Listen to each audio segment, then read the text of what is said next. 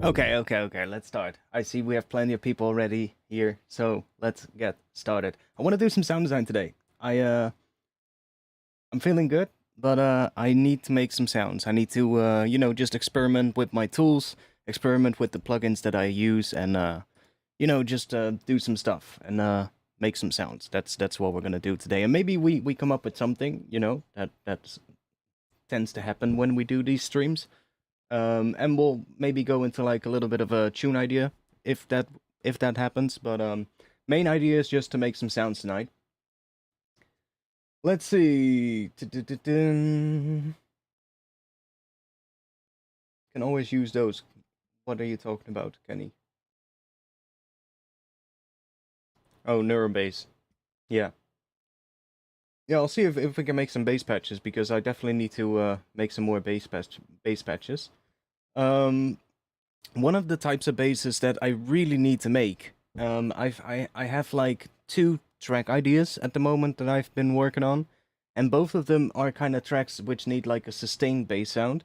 And every time I get to that moment in those tunes, I kind of hit a wall, right? So we might want to make like a couple of heavy sustained bass sounds so that we can you know get the juices flowing again with that. So that I don't hit a block when I'm working on tunes all the time. Um,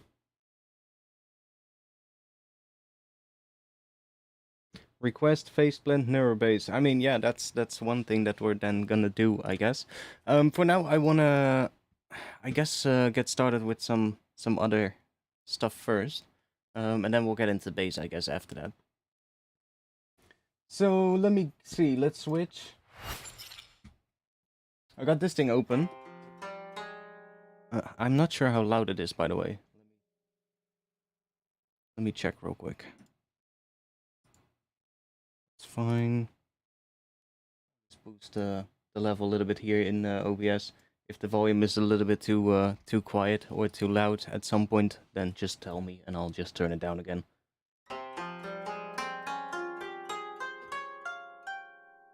So I wanna quickly play around with Pigments, but before we do that, I wanna make a sound that we throw into Pigments. So I have this thing.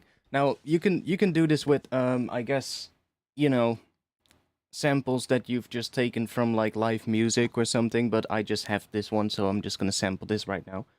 But let's just make a real quick just MIDI clip here.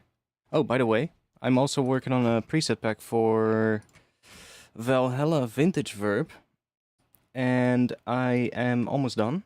And they're gonna be on Patreon when it's done. So there's some pretty cool ones in here actually.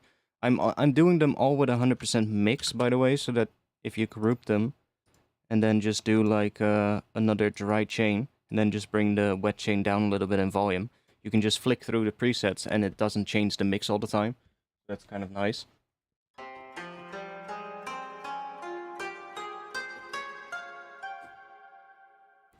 So I've just been making some presets for this one.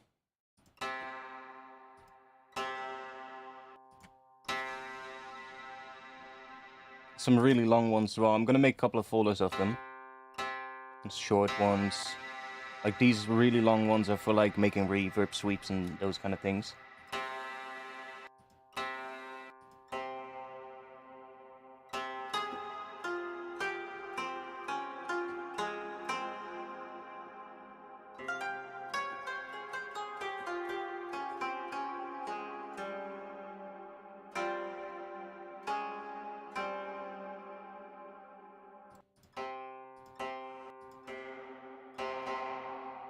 Some weird ones as well. I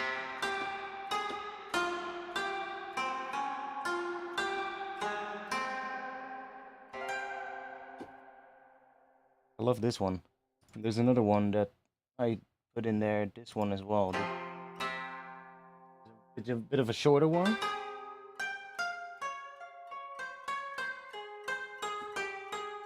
But it has like a warble in the reverb, which is kind of cool.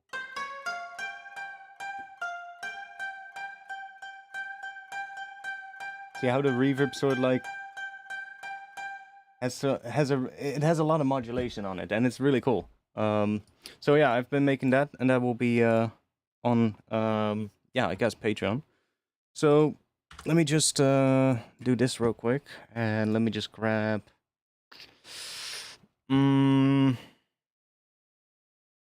Let's grab maybe that one.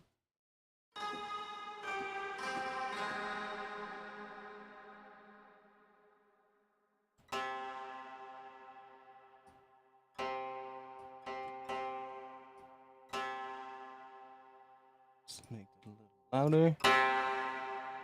Now it's probably gonna be a little bit too loud on stream, but okay. And I'm just gonna make a MIDI clip with a couple of C notes real quick. Or I can just record it. That's probably better.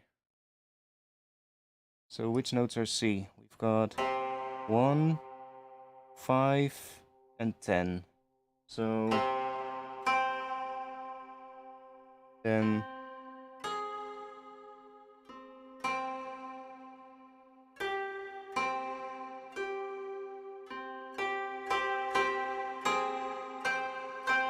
there. So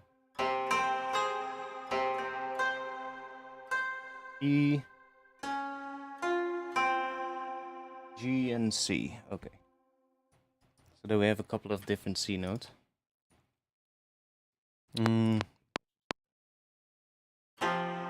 Fuck.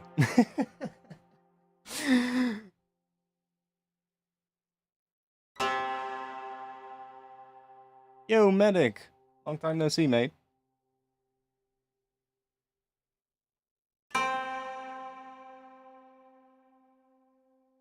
And what was it? E. Gonna do a couple of ones where we have all of them together. So let's do G and E. Let's do that C and G as well.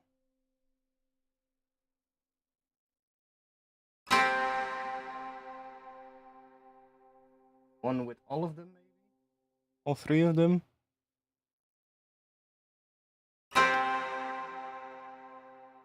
Not sure if we're gonna need those, but... Okay. Let's just get rid of that first part. Let's just bounce this to audio. Let me actually adjust these first, so that they're all aligned properly. Let's just do... yeah, that should work.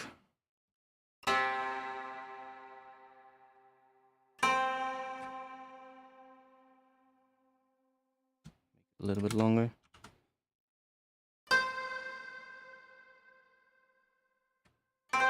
Yeah, fine, I'll just drop them right.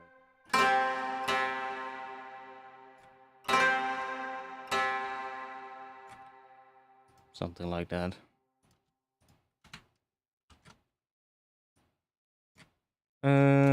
Let's bounce this one to audio real quick. With the reverb on it as well.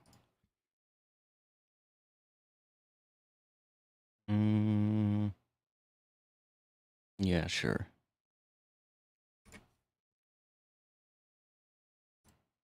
Let's go into the project file.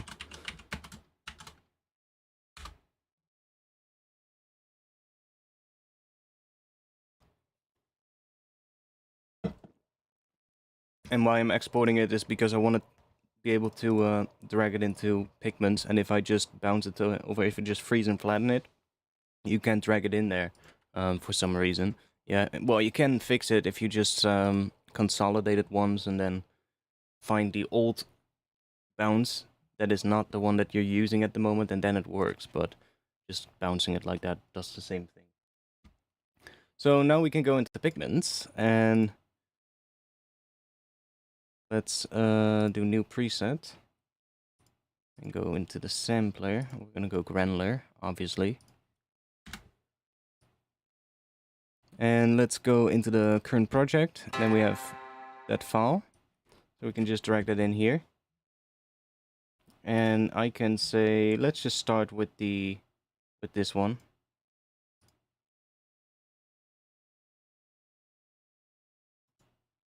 So if we put the start, I'm actually gonna bring this back even further. It doesn't really matter. We're not gonna use all of this silent part. We only want this section here. Even do something like that, so that we have more control here. And then we got this, which is the sample start basically. So if we put this here now, and then we can mess with this later. Now we can basically already go into here, start creating a little pattern. Oh, that's really long, I think. How long is that? 64 bars. That's really long. Let's make it 16. Give me a key. What key should we do? MIDI controller is set to B harmonic minor for some reason.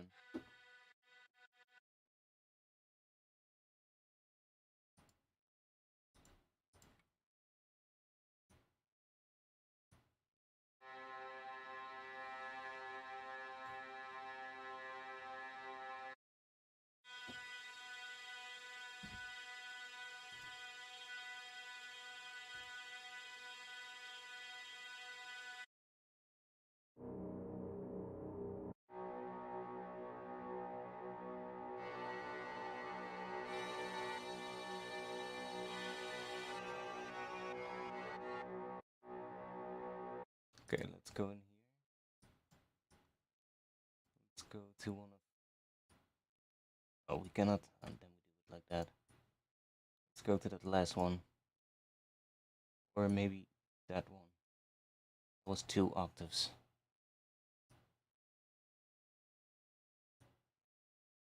A little bit finicky, but that should do it.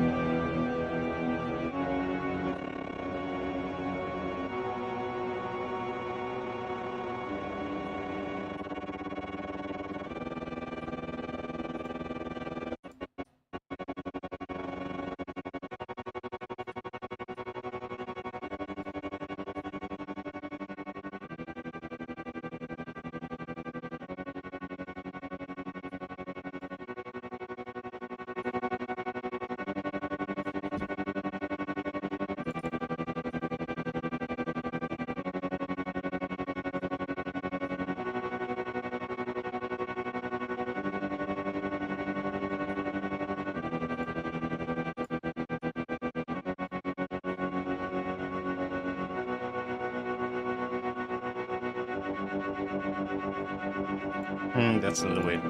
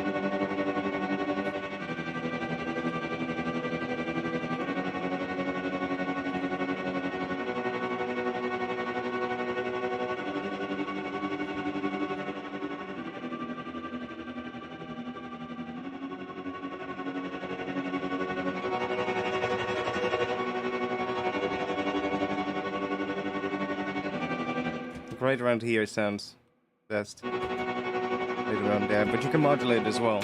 Can also be cool. And if you have it just free like that, then it's usually just more like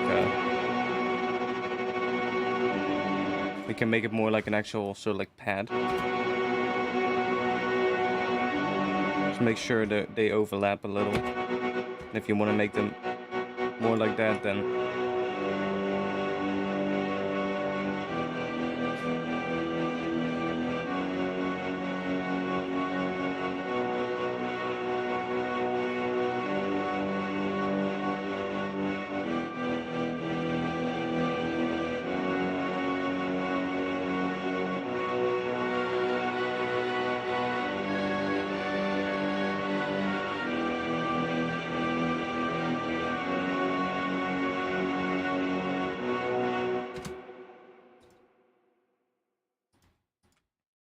anyways, let's make some more stuff.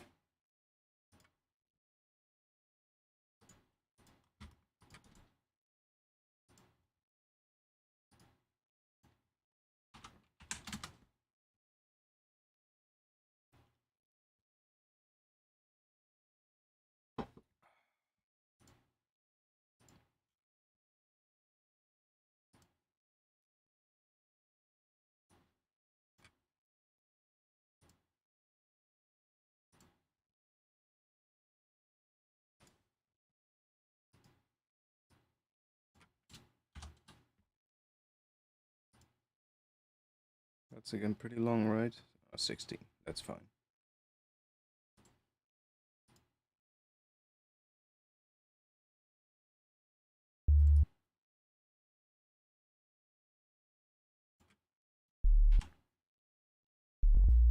Yeah, so I know I have one track in B where I definitely need some kind of a sustained bass. Now B is a bit of a weird pitch for bass. What kind of a bass would you make for the key of B? It's kind of like a bit too high pitched, and if you're gonna make it an octave lower, then it's too low, right? It's like so low, it's not gonna really come through in most speakers. So, what kind of a bass could you make? And that tune definitely needs like a sustained bass of some kind.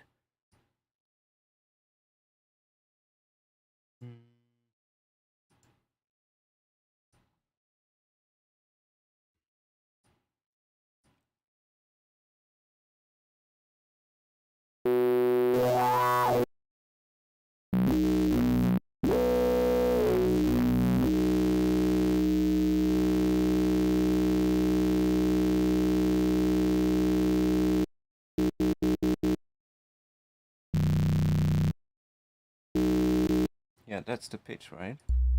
Yeah. Yeah,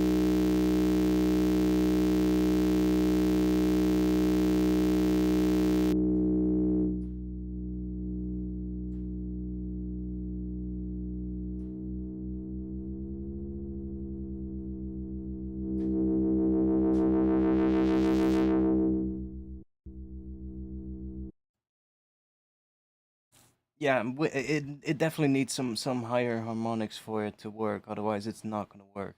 Um, I've been trying some stuff with it, and it just um, at least the things that I tried didn't work. But yeah, I was trying I think I was trying with a Reese, and I didn't like it. It kind of worked a little, but I just didn't like it. And I felt it had to be something more, not a Reese. Get what I mean? Um,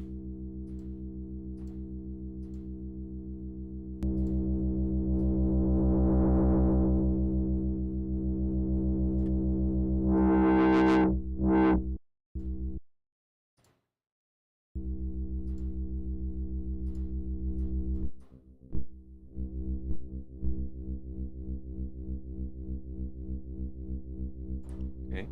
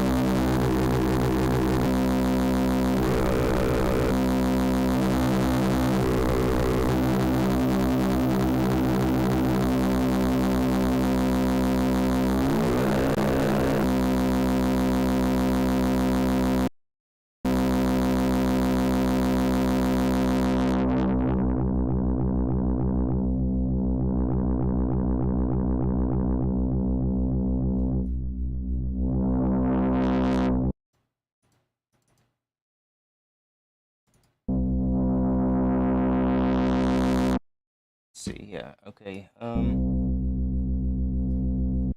Like let's just do this real quick. Set up some automation with that, so that we got some movement going with it.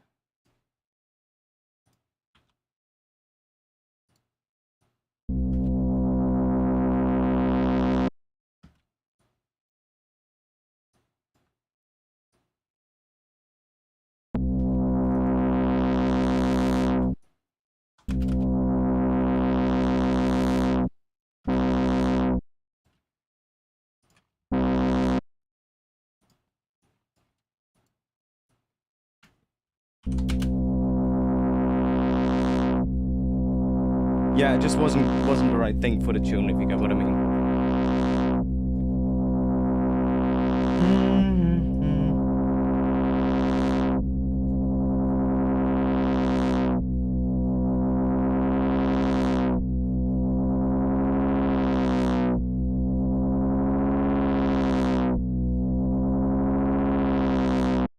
That's kind of cool.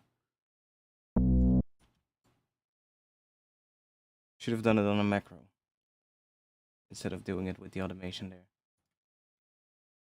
Let me put a macro on here and on here. Can I do that with such a tiny amount? Maybe with like do I need a I don't think it's gonna do like a really small amount if I just do it like this. Let's just see. Set it to 0.5 or something.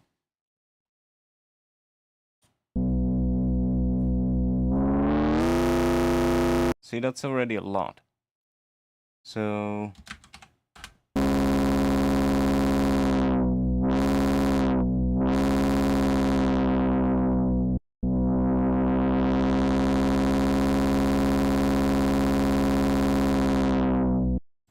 might want to have that separate though, honestly.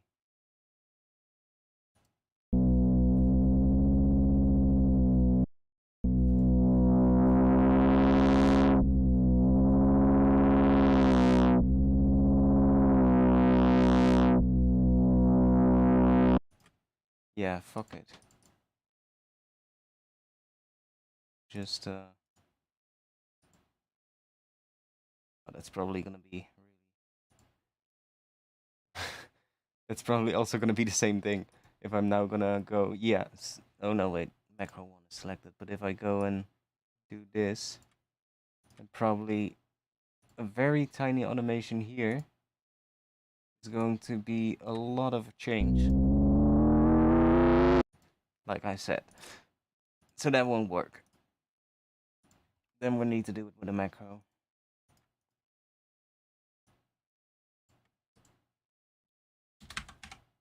Let's do 0.2. I don't really use phase blend all that much, but I should because it's actually a really good synth.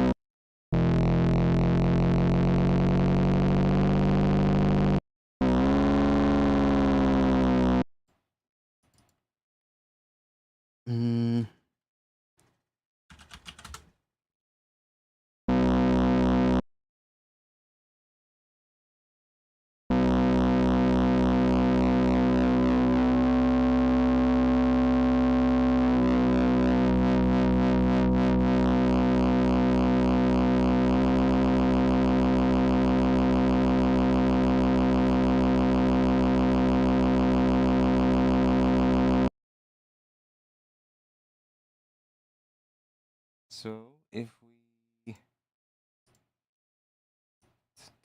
do that and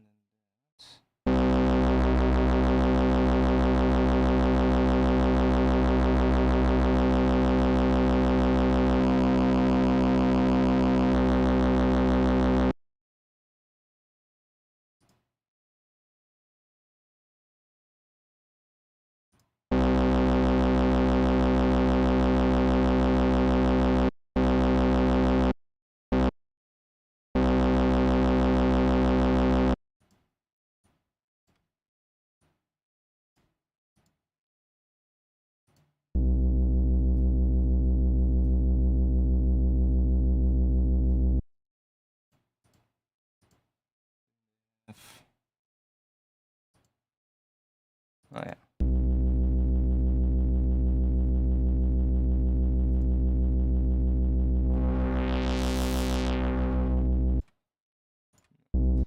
Like that.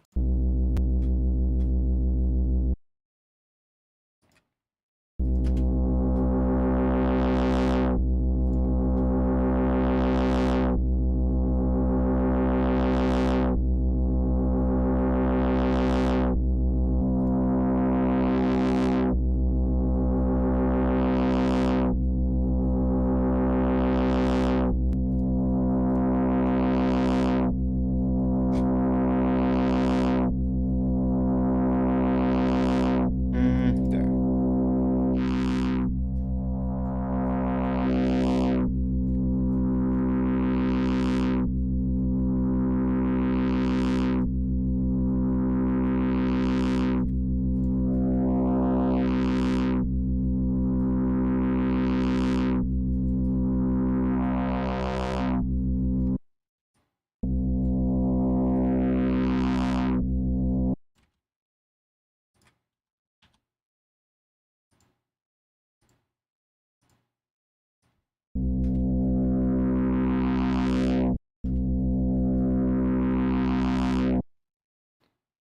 Needs to be, see, it's like when we go down lower, get that nasty.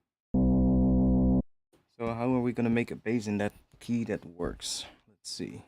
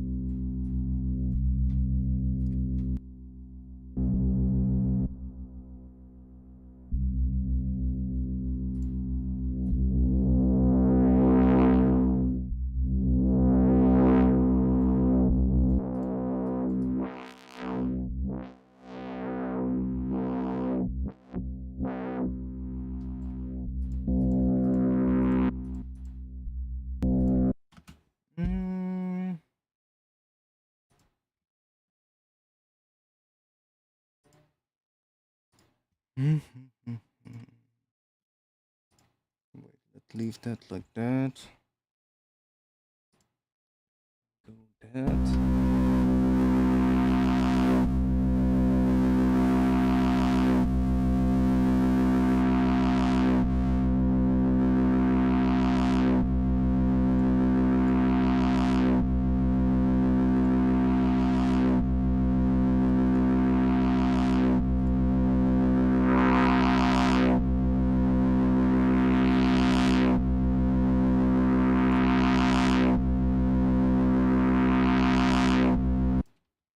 What? Reason rack. I don't have that, so sorry. One moment, I'm turning my fan on because it's quite hot still. Got a little bit of fresh air blowing around here. It's still quite hot out here in the Netherlands. It's not as bad anymore as what it was, but it's just really humid right now, so that's kind of annoying, if you get what I mean. It's just really humid, and it rained today, but it's still kind of hot. So, well, it was better when it was dry and hot, honestly. Now it's just sticky and nasty. Not sure how much it is right now. It's not that bad anymore. Yeah, it's 21 degrees, but it's 85% humidity. Well, that's why it feels sticky. A free trial exists. Yeah, I mean, I used to use Reason back in the day. So I actually used Reason for quite a bit. Just don't really use it anymore at the moment.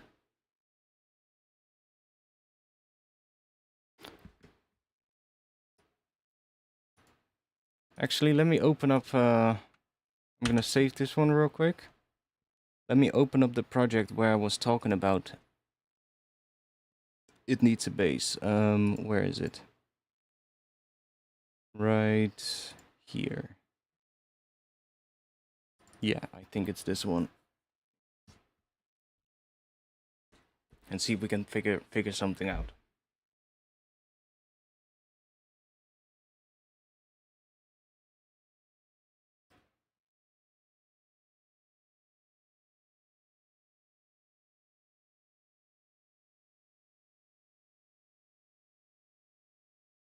Yeah, like I mean, 85% humidity. That's just crazy. That's just not fun. But yeah, what can you do, you know? At least it would have been worse if it was also like 35 degrees or something now, but it's like 21 or something, so it's better, but I would have rather had like 30 degrees and dry with no humidity. That would have been better. Like it was. But now it's just, yeah.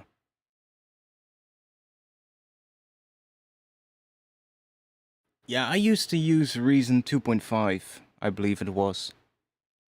Version 2 and 2.5, I think that it was that I used. So that's like before VST support and shit. But like, I love Reason in a way. Like, what was that synth? Maelstrom was pretty cool, and Thor.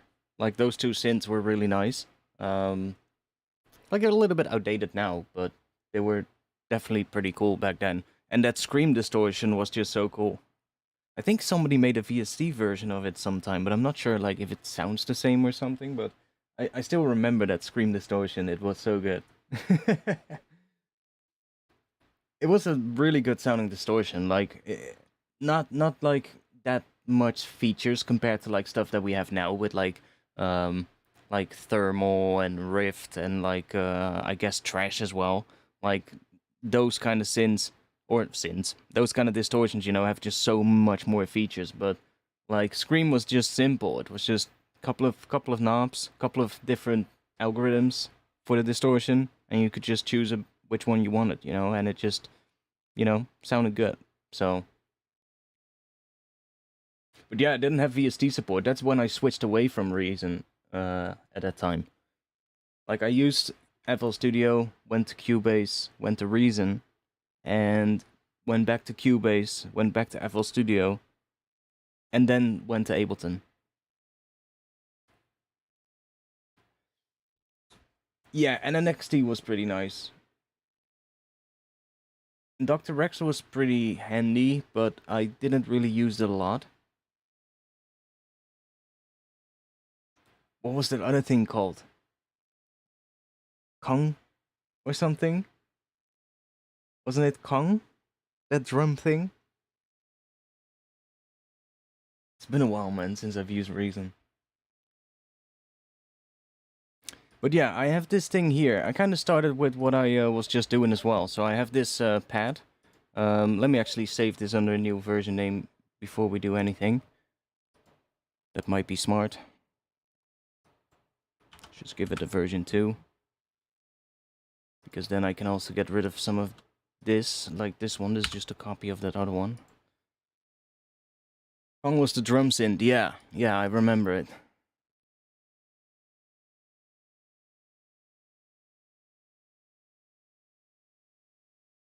I've also been playing around with that sort of like free VCV rack compy, which is called Cardinal.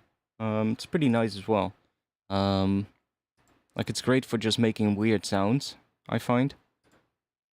And it has like a free VST version, so pretty dope. I know that's not the same as a Reason rack, but you were talking about rack, and I just thought, hey, modular. It's made by Distro, so you can find that as well. Distro Cardinal. It has like, this is just, I'm not sure what the difference is between the synth and this one, but this one is just the effects version. So if you want to use it as like an effects plugin, you can do that. But it has like a lot of the modules that VCV also has. Oh, that's what I need to open the synth version. Yeah. See, so it has like all of these modules here, and there's a lot of them. So 925. So basically all the brands right here. So there's some pretty cool stuff to play around with. I'm not that familiar with modular stuff, honestly, but it's a lot of fun to just play around with. As soon as you have sort of like the basics down and you know like how to get some sound out of it, that's the I find the most important thing when you're first getting started with like anything modular based is like, how the hell do I get sound out of this? But once you get that, it's a lot of fun to just play around and make weird sounds and just set up a patch and just get all these weird kind of things that you probably would have never come up with if you just opened up an instance of Serum. Why the fuck is there a Hatsune Miku here? Okay, let's just pretend we haven't seen that. And a tree. Okay. Like I'm still scratching the surface with this thing, but there's so many modules. I was playing around with the what was it called? I think it was this one. No, it was not. There was like there's some granular things in here as well, and I was messing about with that. I think it was this one. So like yeah, it's based on the Mutable Instruments Clouds, which is kind of like a granular reverb kind of thing, and it's really fun. And especially because you have it available as like an effects module as well, so you can just use that, and then you can just route audio into it. And then through that, as you can just basically build yourself a nice granular reverb. So definitely been having a bunch of fun with that as well. But that's probably for like a whole different stream. We could do a stream with that soon, actually. Yeah, it's basically all of that is free. It's open. It's basically just open source. You need to download it from GitHub. And it's basically just a port of the VCV rack kind of thing. The guy who made it also basically removed all the references to VCV and their brand name and all that kind of stuff. Because a lot of the code for the modules and shit is just available. It's he basically just put that into basically a new thing called Cardinal, which is just basically based on VCV. So you'll find a lot of the same modules and stuff as that as well. Like, because I feel, what was it, for the new VCV rack, you need to pay for it, so, you know, I mean, not everybody wants to pay, and I was like, especially for something that I'm not gonna be using all the time, right, and I just want to play around with it and see if I like it. I saw this and I was like, oh, that seems pretty cool. So yeah, you get it all for free, and it's definitely a lot of fun. But like I said, that could be a whole another stream, I guess. How is it on the CPU? I mean, as good or as bad as you make the patch, I guess. Right? Like, you can make a patch that is very friendly on the CPU, and you can go absolutely crazy with all kinds of granular reverbs and I don't know what else that requires a lot of CPU. So, it's the same as with a lot of things, right? it's you could, it's the same thing as when you design a patch in Serum, right? If you up the voices to 16 on both oscillators, yeah, it's gonna consume a lot of CPU, but you're also telling it to do that. So it's not necessarily like very heavy on the CPU compared to like anything else, but it's also so, especially because it's modular, right? You kind of have unlimited options in a way, so you are kind of limited by your hardware with that.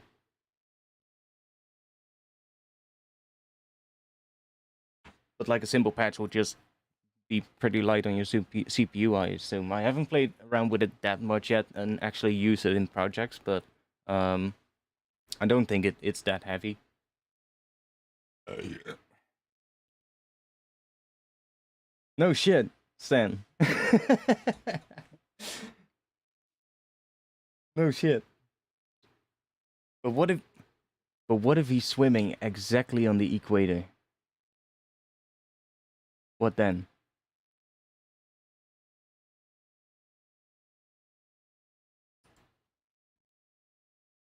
So let me play this thing. I started this thing earlier today, and then I hit a block for a drop. So you can see there's a couple of things that I tried that are turned off. But I'll play what I have, and it actually sounds pretty cool. So I started a very similar way. I made myself a Koto sample, if I remember correctly. Yeah. That's the sample that I used. Just a high Koto sound in B, from the looks of it. Ah, that was why my MIDI controller was set to B, because this is in B as well. So I threw that into Pigments. As you can see, oh, I changed it around to something else, to an oversampled sample. Okay, that's fine too. It started with a Kodo, let's just say that, but then I probably didn't like it and switched it around for something else. So, what is this sample? Can we play this? Can I hear this sample?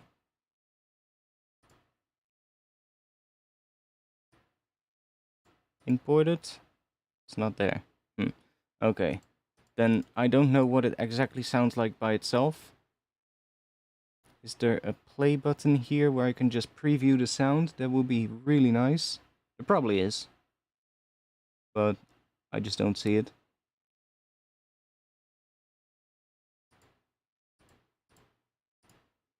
Well, whatever. It's just some kind of a synth one-shot, basically. I just took that and threw it in here and made this pad, which I really like.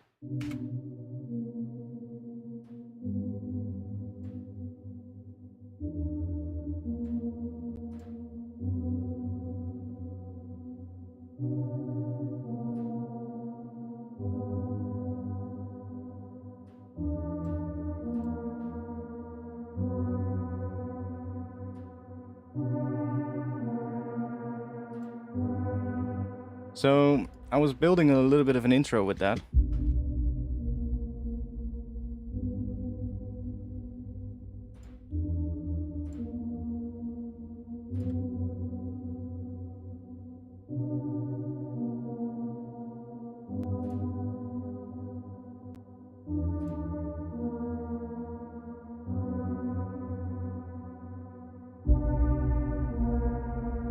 Yeah, I love the tone of it. It sounds so cool.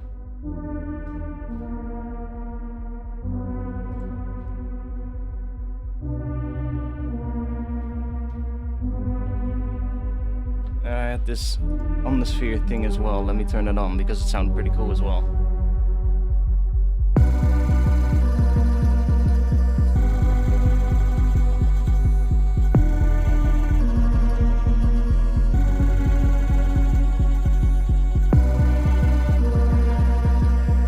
I'm not entirely sure about that one, but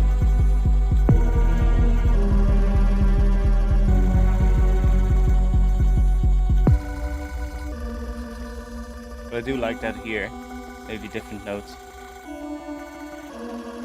Or we can make a different granular thing. Because it's kind of like a granular thing. But it needs to go into a drop. And I feel like it needs some sustained drop here coming in. I was also playing with some vocal samples, but there's a lot of them, by the way. I just grabbed a lot of them from Contact just to find some cool ones.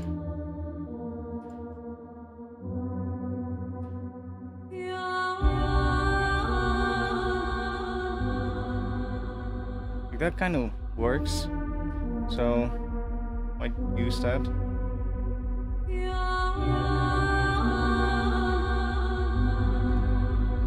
But for now, I can always play around with that later, so let me just get rid of everything in that group because it's a lot.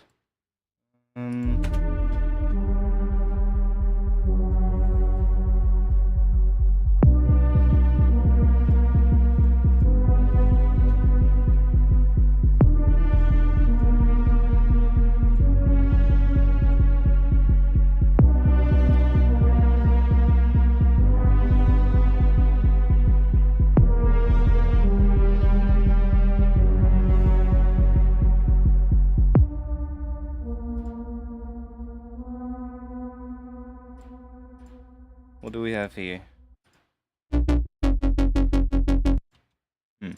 Not really the vibe, but interesting sound.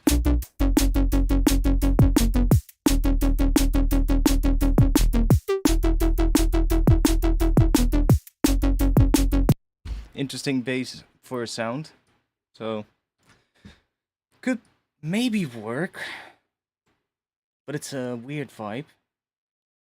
I'm not sure if I can make that work with that intro though. Like it's in the same key obviously, but it's a bit of a weird. Let's see.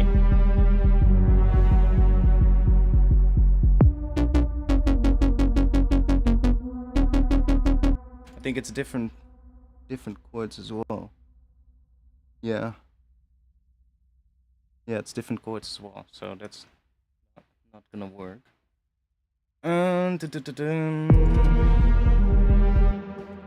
What do we have else? What is this?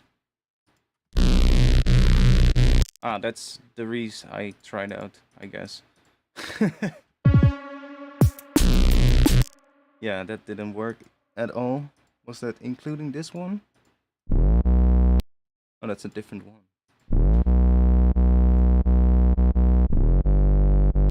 Did I do that together with this? I'm not sure. No, I didn't.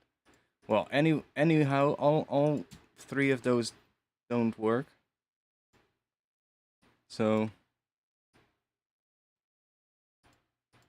I guess I can just remove those because I have them in the old version if I need them.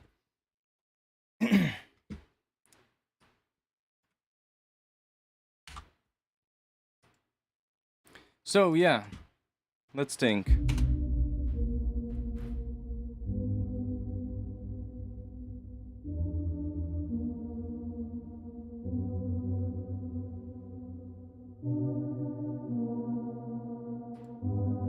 What kind of a bass does need?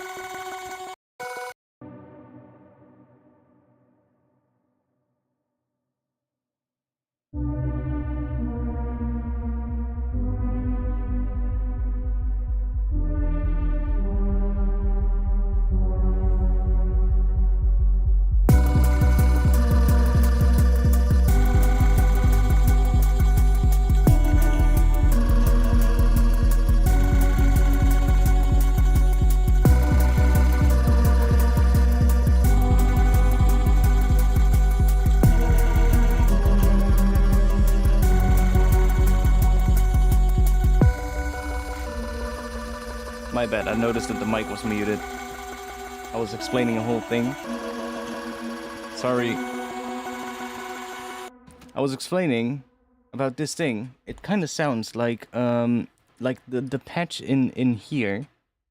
There's no granular thing, but it sounds granular. The granular engine is not being used though, so it's all in the sample. But what it sounds like, I think it's multi-sampled or something. And it almost sounds like the low notes are playing 8 notes. And then the top notes are playing some weird warbled up 16th notes and maybe even faster. But like, listen to, if we just have this sound, you can kind of hear that 8-note rhythm underneath it, that dun dun dun dun dun dun dun dun dun dun, right? And that on top of that, with the faster higher bits, really create an interesting extra layer in this intro. So I don't like the tone of it though. It sits alright in the mix, but I don't really like the tone of it, so I think I can recreate something like that in Pigments by just using 2 granular engines, one with like maybe even do it in 2 patches, two patches stacked on top of each other, so you got control over like the high notes and the low notes separately. But just have like one patch doing like 8 notes in Pigments in the granular engine with like a sound that makes a more interesting tone, and then have the higher patch play the high notes with like a 16th note kind of pattern. And I think I can create something pretty similar to this, and then it's all a matter of just adding like slight randomness to it so it gets this weird kind of messy tone. But for now this works, so...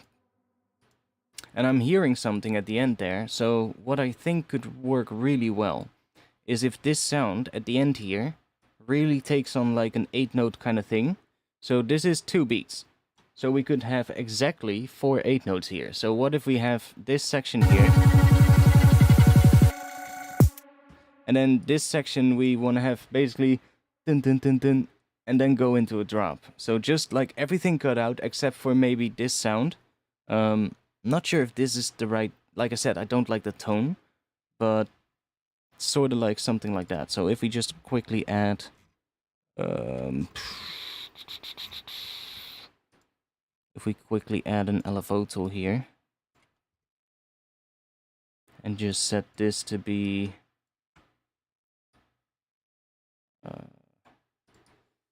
like that.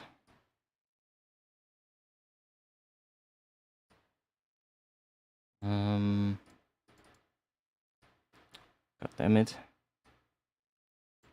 Jesus Christ, what did I do? I want you there and you there so that I don't get a click here.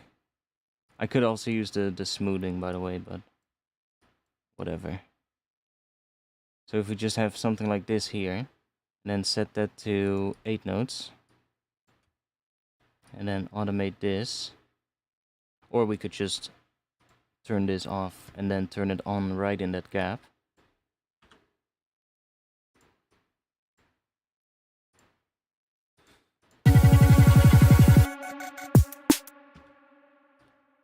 Don't really like it yet, but I think this thing also changes every now and then. I think it's not always the same, because sometimes it has like a 1 8-note pattern at the end, and sometimes it has a really fast sort of like pattern at the end. But I probably need to resample it and then just cut it up to get that right pattern there.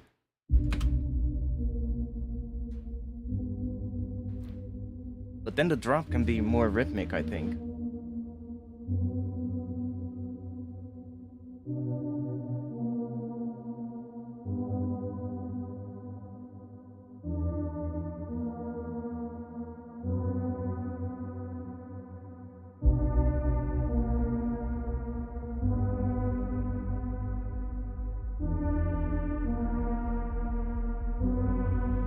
We can have some extra layers here maybe coming in over time. That's what I was playing around with the vocal, but drop is more important.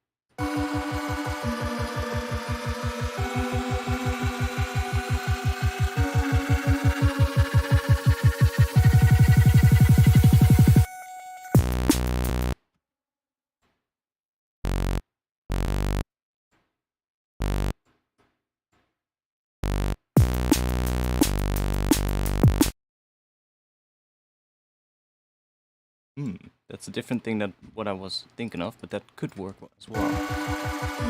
After that.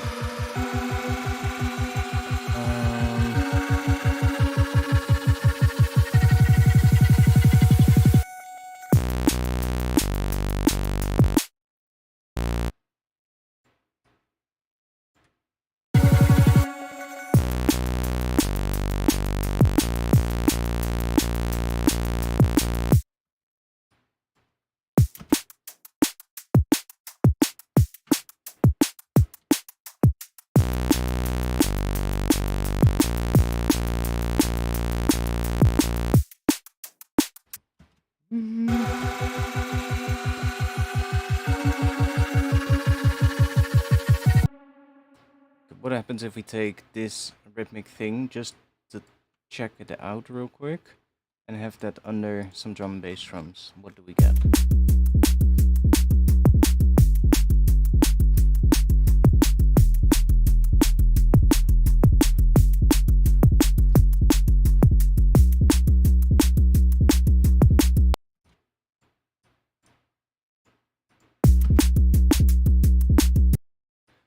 Yeah, I don't like that. I don't like that for this tune. Like, it obviously would need a different patch, but I don't think I like that as the drop. It could be the sort of like the B section.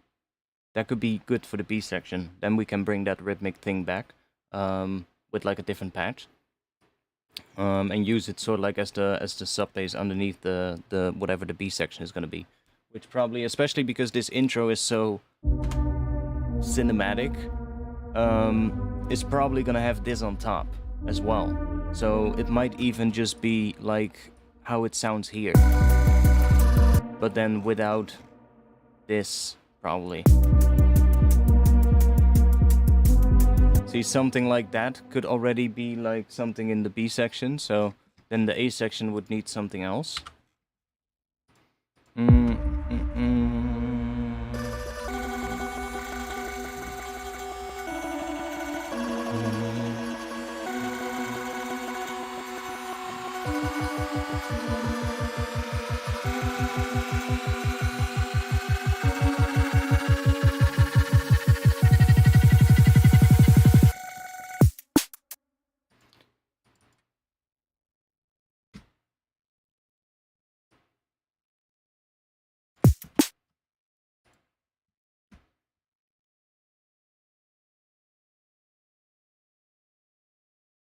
The snare drum video is already on Patreon, so if you want to see it right now, then you can sub to my Patreon. I'm working on a new video, and when that one is on Patreon, then the one for snare drums is going to be on YouTube, so if you want to watch it already early, then check my Patreon.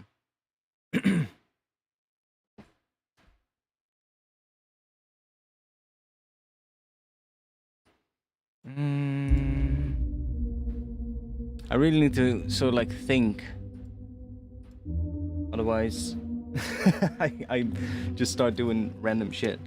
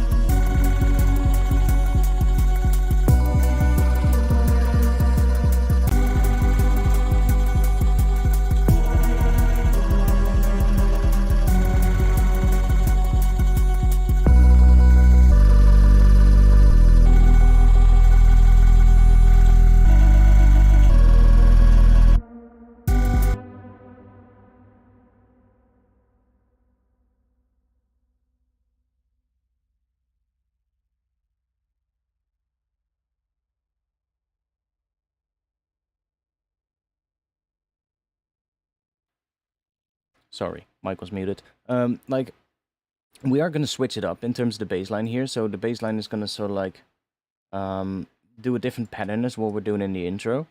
But I do want to kind of or keep following the same kind of progression in a way. So I need to think about what notes we're using. Like here we do B, G, and E. And this is doing... So in the intro it's doing B, then it goes to G, then it goes to E, and then back up to F sharp. So most important is that F sharp at the end. That really is sort of like the transition section that leads back into the B at the start. So like that goes to E, which kind of works with that G on top of it, because it just makes it, what is that? An E minor interval. So that kind of works. And then here it goes to E. So we could kind of stick into E as well. And then we're going to F sharp on that last section. See? So that's kind of what we need.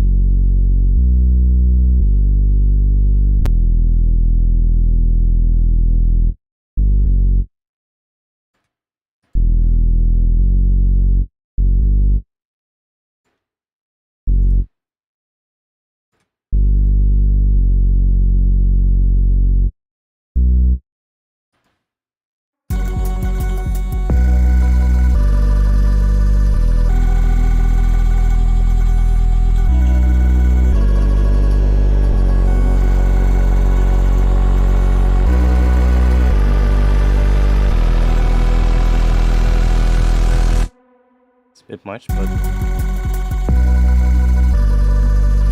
so the underlying chords change here though, so let's see what this is doing. Oh yeah, we have this one. So that's playing D, A sharp, and then B. D, A sharp, B.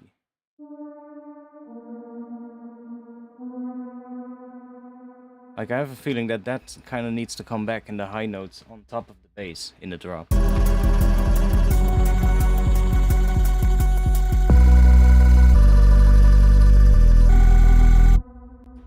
Dun, dun.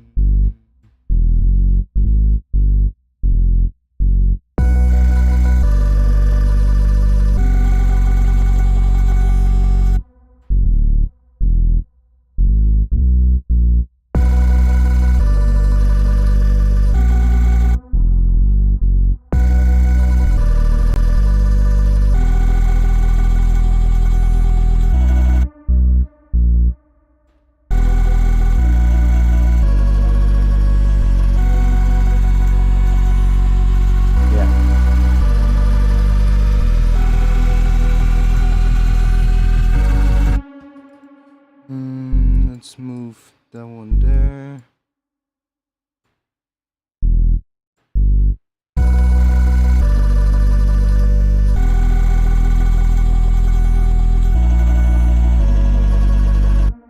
Let's see what other ones we have. Is this?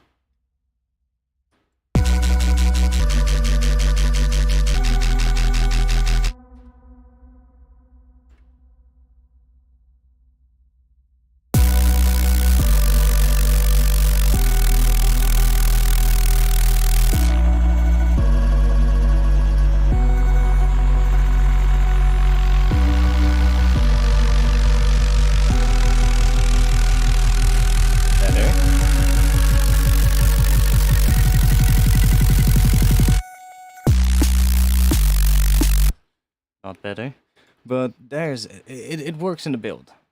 But we wouldn't want to have this much sub though here.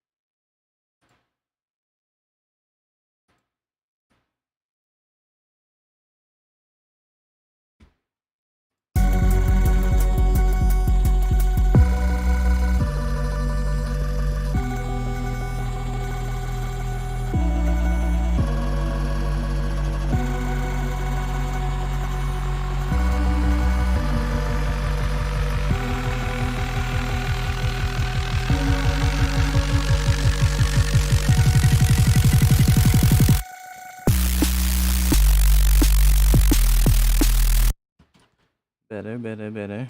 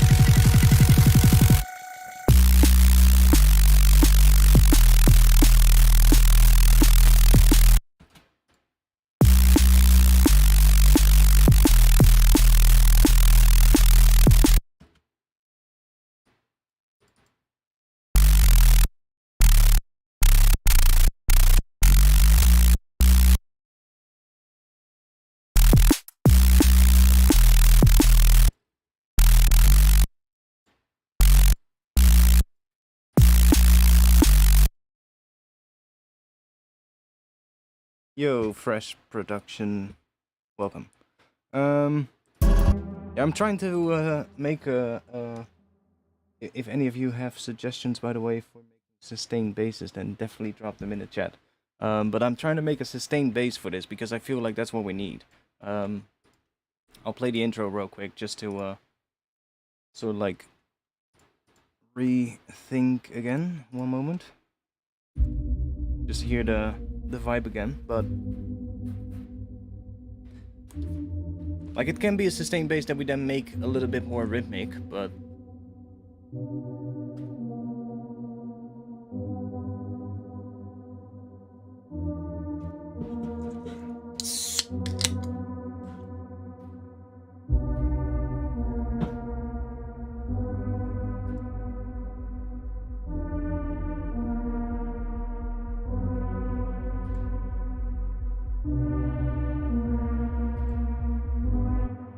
ooh, I'm actually hearing something on top in the intro right now. One moment. What would be a good sound for it? Quick. Dun, dun, dun. Where is the sound? Let's just go here.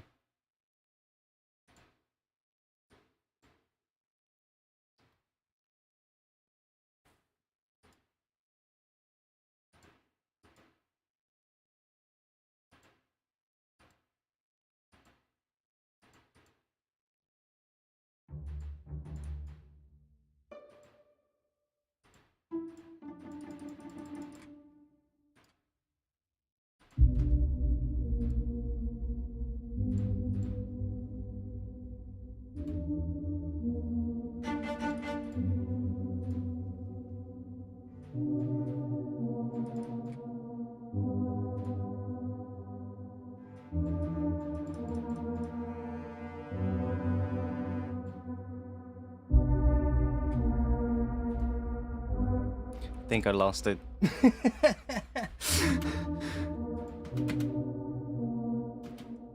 Is that a can from Japan? No, it's not. It's just a regular Coke. Regular Coca-Cola.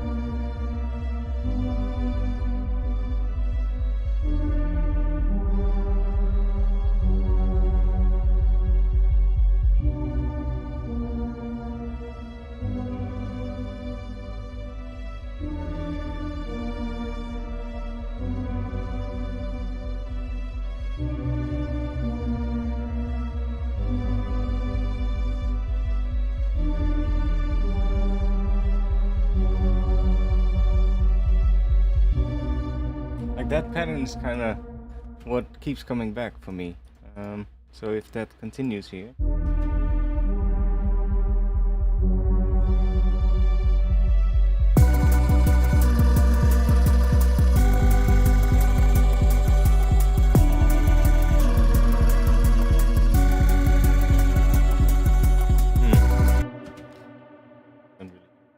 This one is so loud. Oh.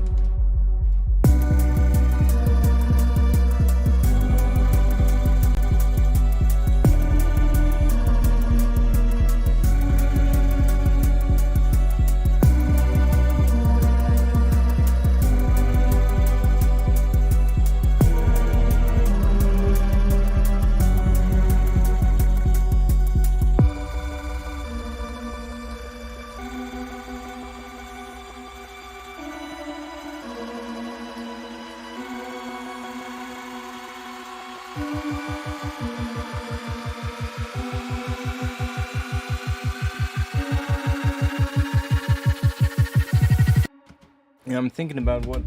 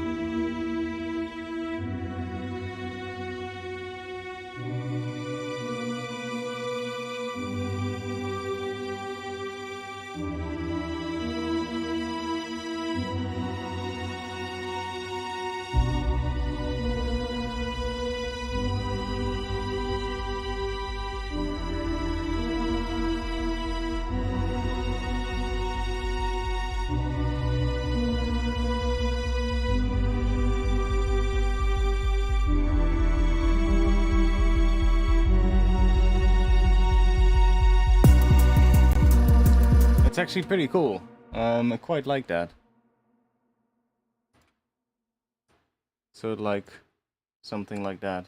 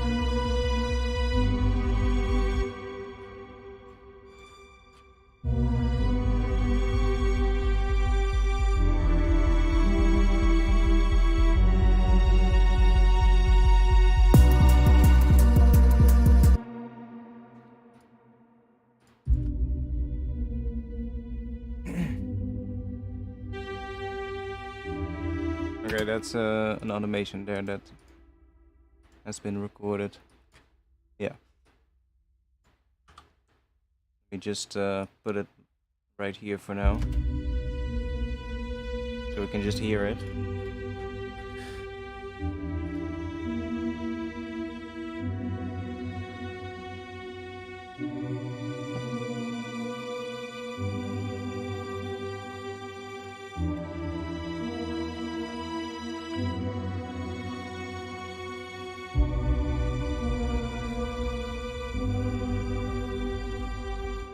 Like, these are a little bit much, these bottom ones.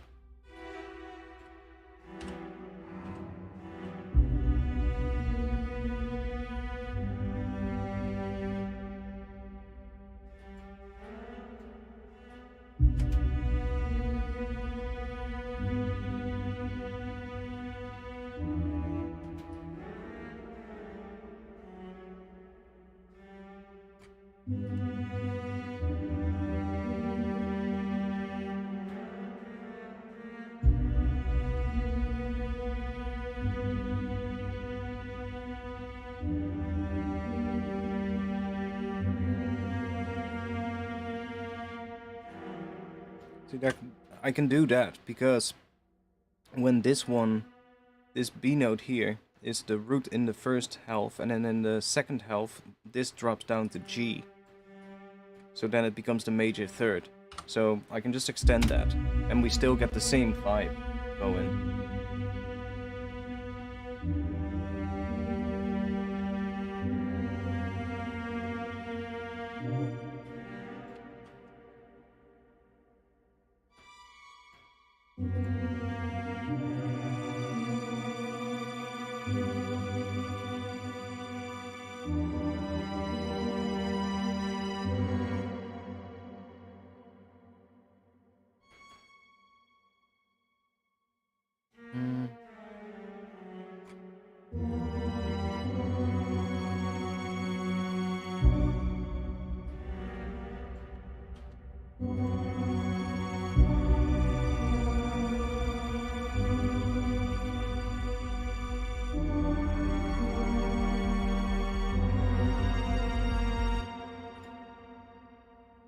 Obviously this would need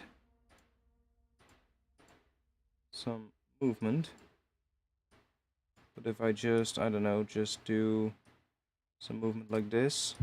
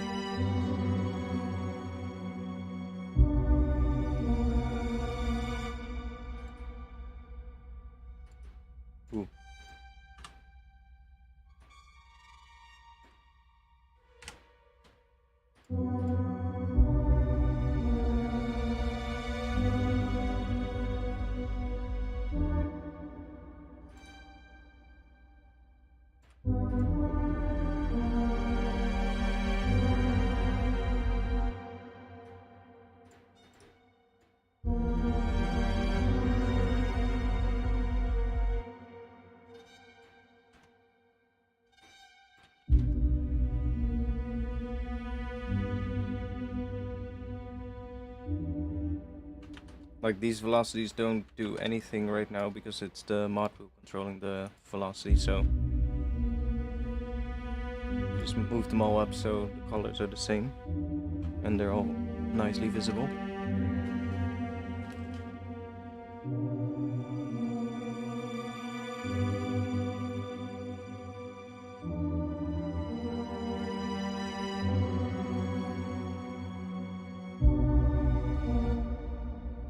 Yeah, so what are we gonna do here? Let's just get rid of all of this.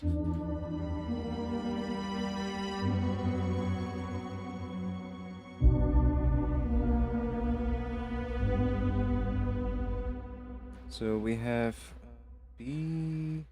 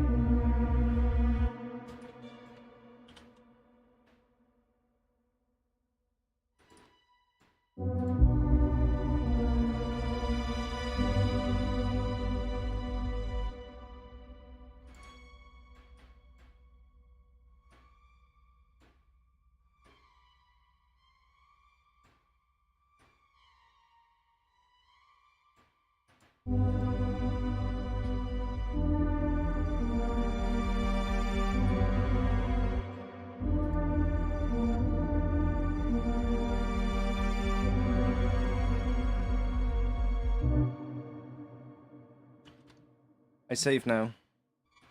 Yeah, I'm not entirely sure about this, but I heard something completely else, and then I start making this, so let's go back to where we were actually. Which is, I guess, going into the drop. I got distracted when I played this.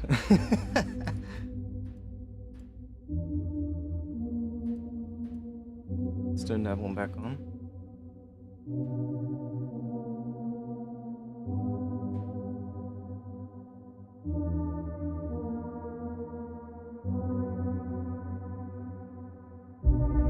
Like, there needs to be some extra element here, but so like to keep the variety going. Could also be a vocal layer, something like that.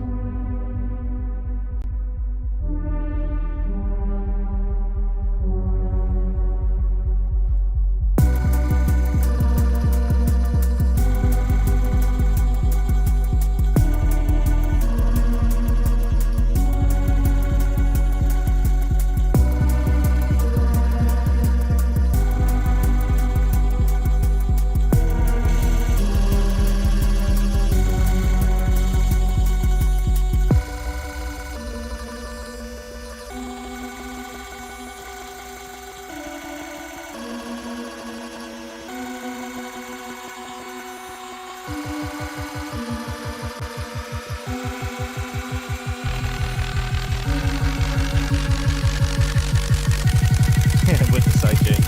Nice. Yeah, so what kind of drop bass are we gonna do?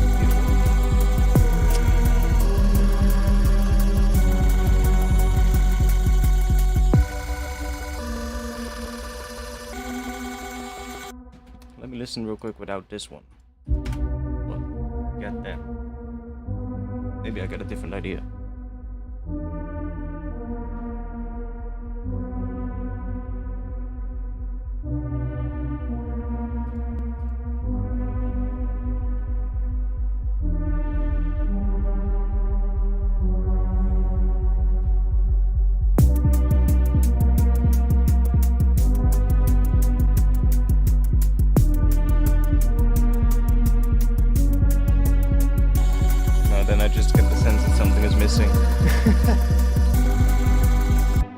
Like I also have the option of having this one. Let me just copy this real quick. Like if it's playing these notes or this pattern, which is the same as this pattern.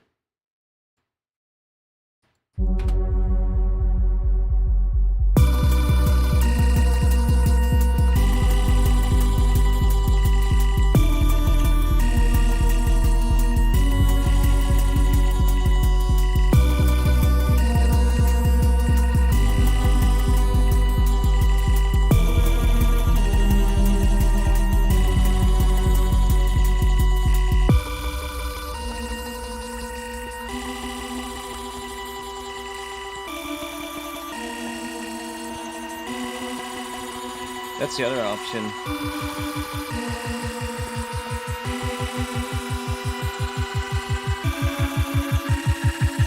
Obviously would need to change there, but... This one really adds like sort of like a different melody. Okay, let's see.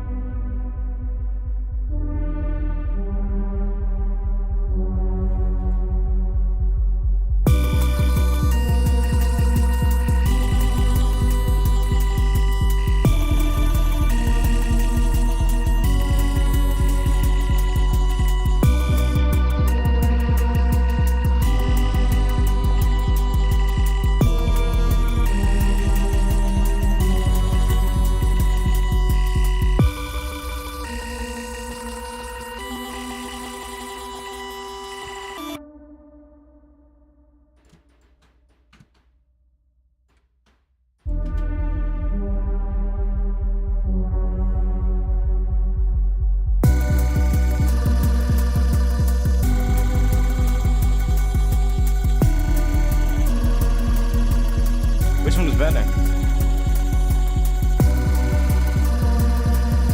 I'm kind of leaning towards this.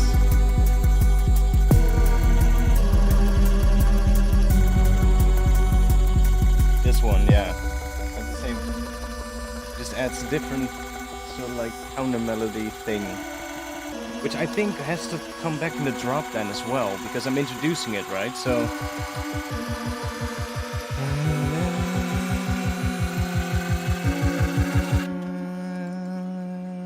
So here it can probably stay on the same one, honestly.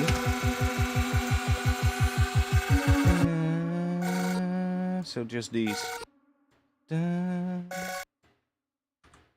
Maybe even those two.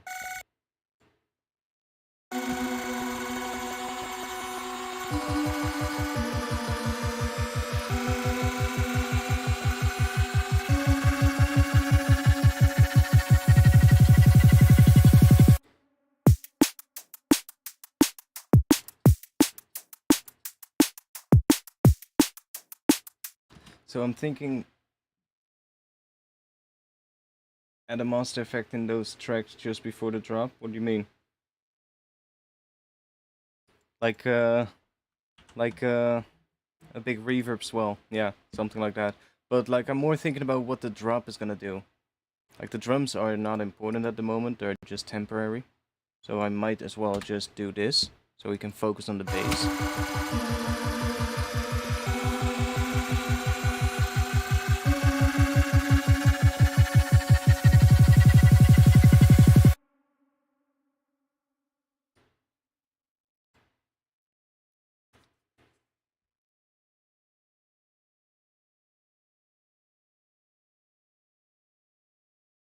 Like something like what, that, let's replay to hear it. What do you mean? Yeah, you mean like the thing in between the drop and the build. Yeah, there needs to be something, I agree. But for now I'm more thinking about what the drop itself is gonna be. And then that gap can be figured out later. That's not too important at the moment.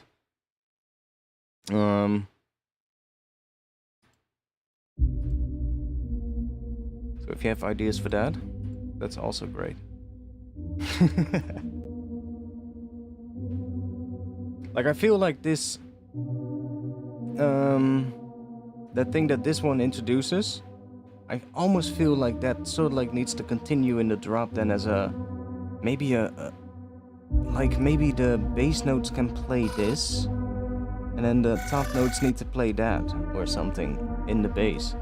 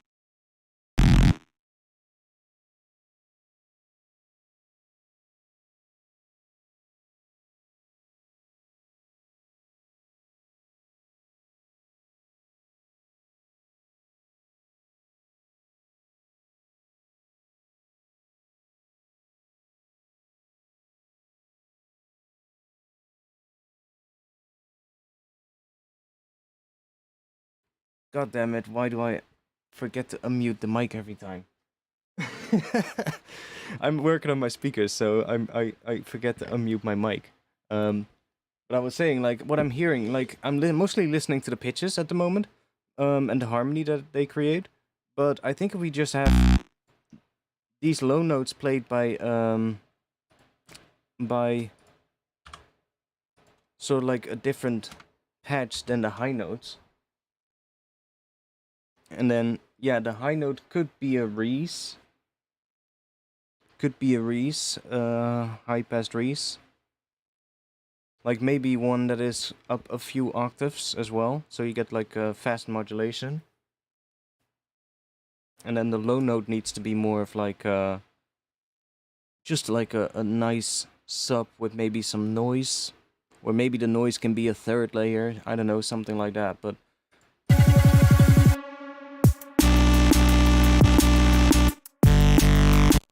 Okay, and that hat as well, let me, I'm just gonna get rid of this one. Or, let's not get rid of it, but let's do...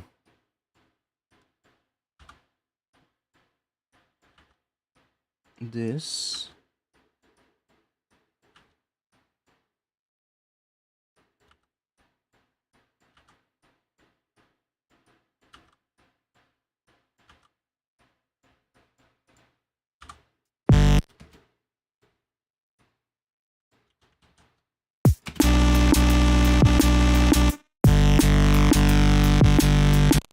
Or I could actually maybe even remove them altogether.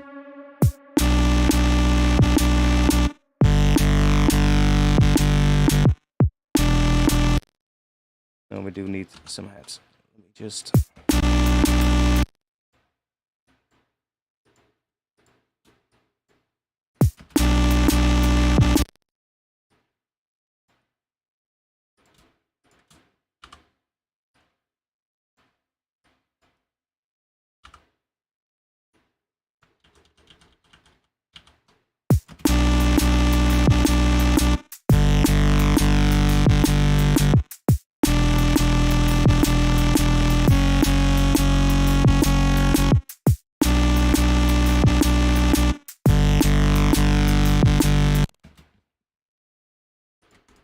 Okay, so let's see. Let's take... So those are the notes that we need mostly for the bass.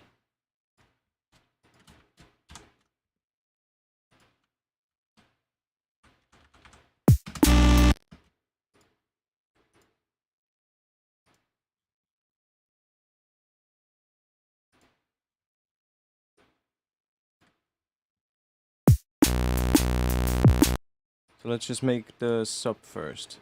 So we have some sub. Should be pretty simple.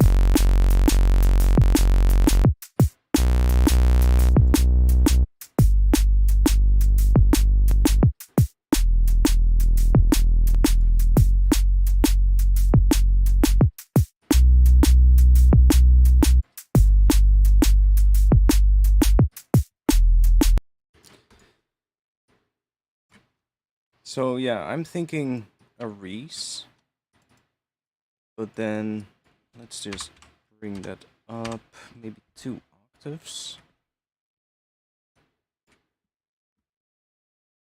Yo, Carl. Like, are we gonna go for unison, maybe?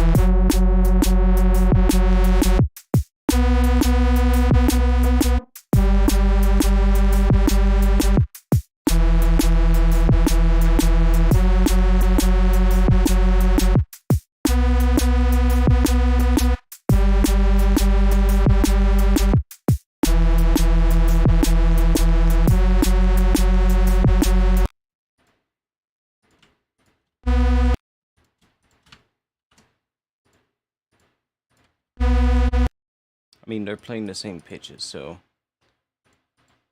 might as well group them.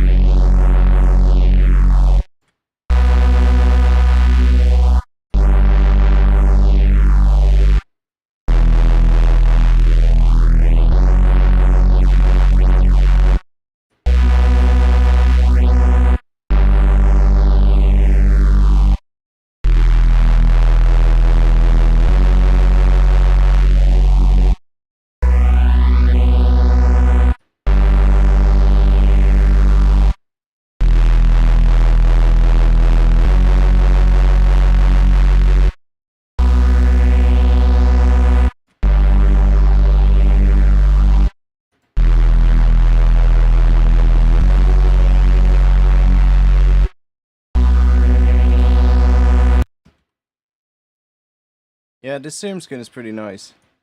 Nesco made this one. It's basically an Ableton serum skin, so it's quite nice. You can grab it for free.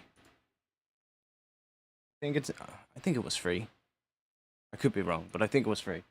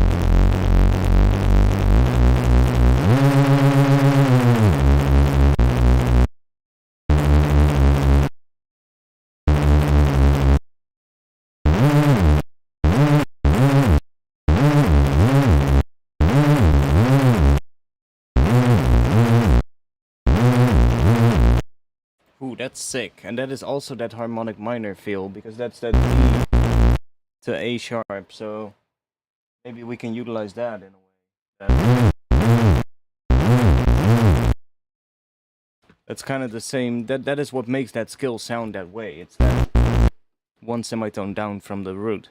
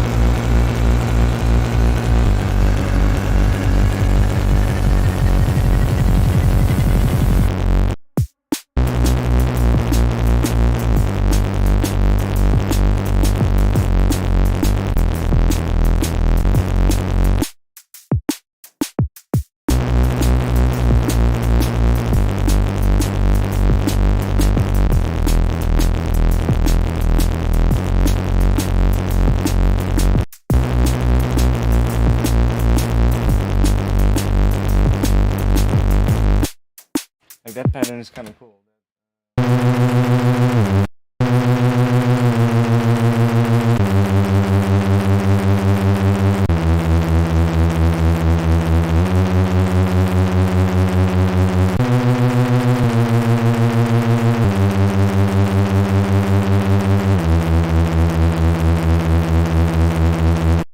Like, that is a pretty good pattern.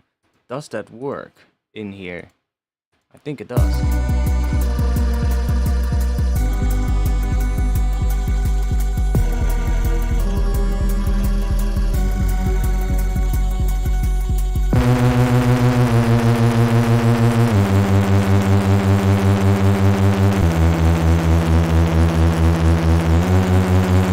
It's a bit loud, but let me bring it down a little so we can hear the rest of the track as well. Like, it's not gain stage to the level where I would normally gain stage to. It's sort of like a little bit lower. I'm not sure why, because these pads are a little bit quiet or something, but I think this pattern would work. But then we need to... Then we need to make some big drums. Oh, should we make drums?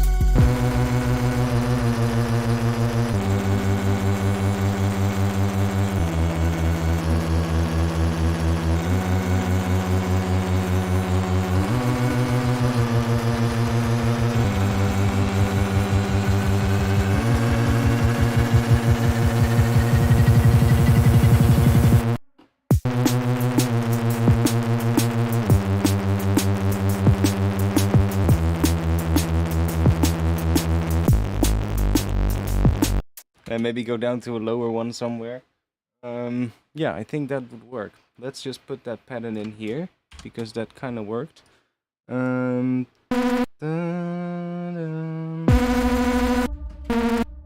It's too high pitched, but...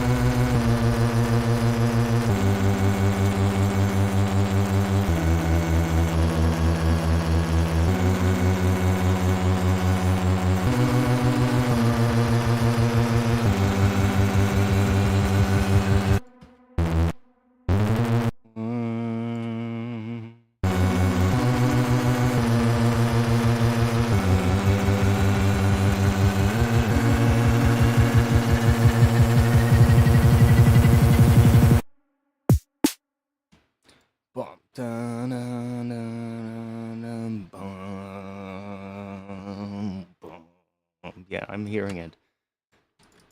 That's good. So we need bum, dun, dun, dun. And we're gonna have a slightly different pattern. It's gonna do this. Zoom.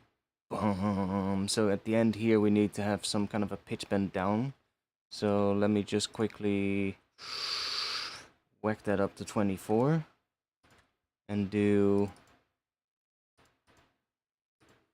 where are you? Right there. So like just some pitch bend like that.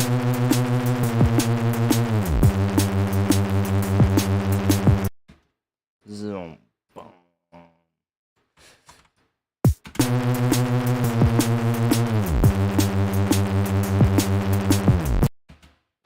And then this one is probably gonna go down.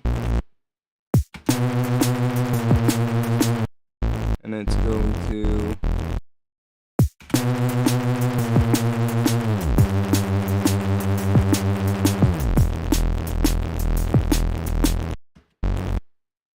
and then we could maybe have like a different bass for these ones. So maybe have like a bass that does more like a rhythmic thing. So like dun dun dun dun dun dun dun. So like the thing that we have in the intro, maybe like that pattern. That dun dun dun dun dun dun dun. That could maybe work. Yeah, pitch bend is definitely necessary. Like on the start of notes and on the end of notes, it just makes it so much better. Like even if we just have like a really quick one at the start here, it will sound pretty cool. So you just and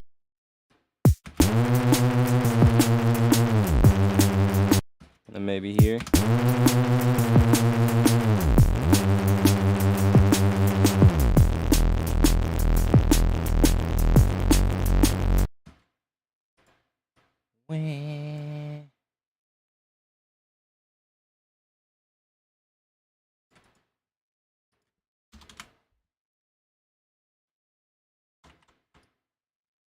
Yo. Go away.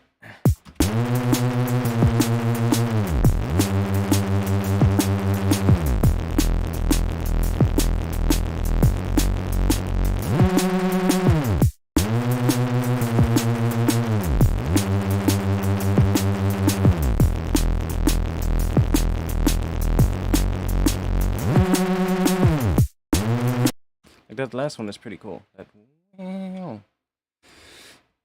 obviously it needs a lot of processing, but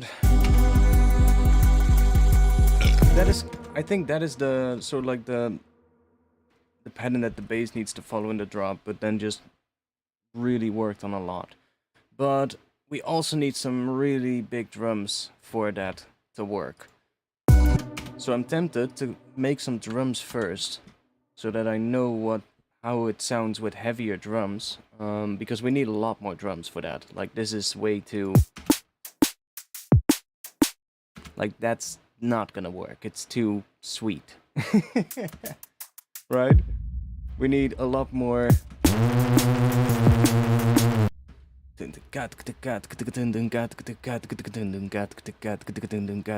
Boom.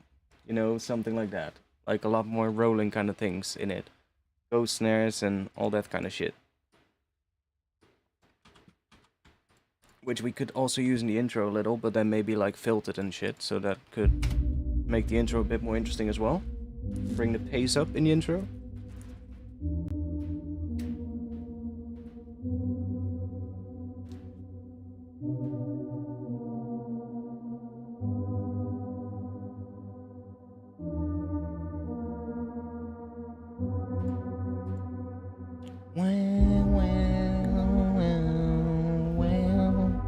Like I'm hearing a top thing here as well, like a top extra melody.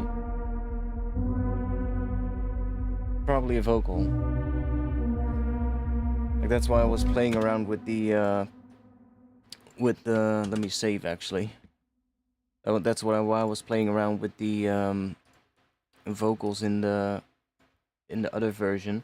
Like I literally just went through Contact and took like, actually, let me get rid of all of this. Make a MIDI track. Get rid of all of these. And I'm just gonna load the Contact instrument because I have one that is well, kind of fit pretty nice. Let's see, vocals, and then it was that one.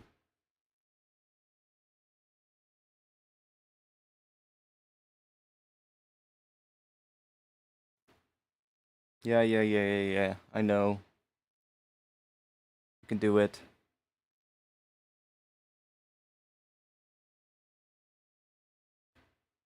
Oh, nice. Thank you.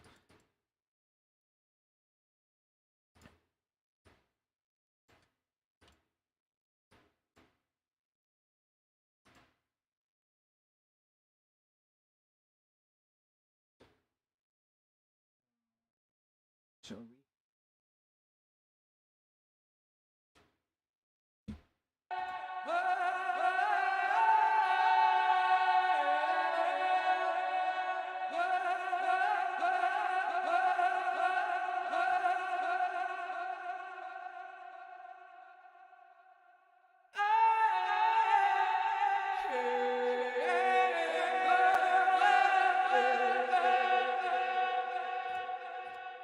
Like, this library works pretty well, just temporarily, but...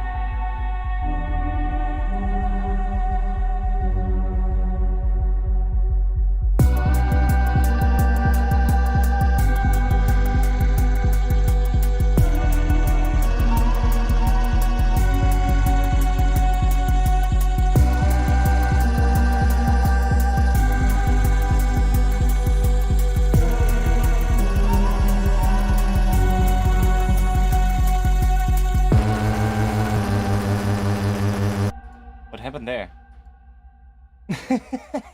What happened there? Huh? Oh, probably the pitch bend that is not there. Pitch bend bug still hasn't been fixed.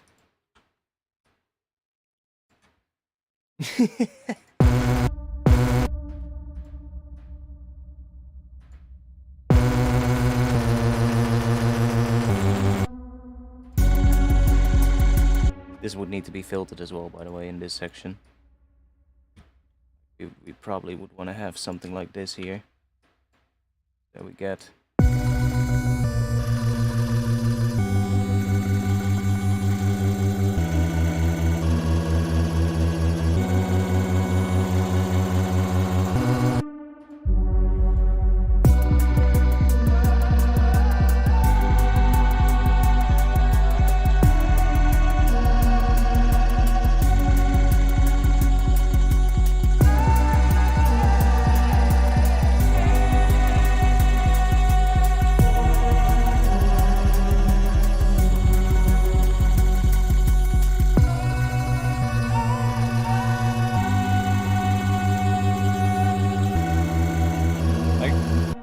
There's a lot of good ones in here.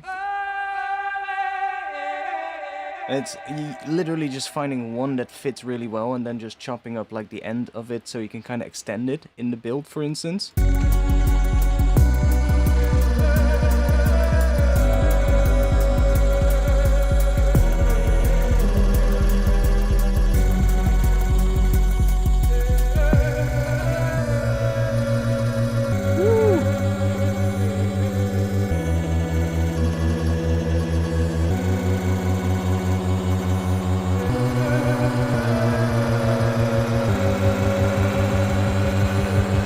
A little bit clashing, but that one is really cool.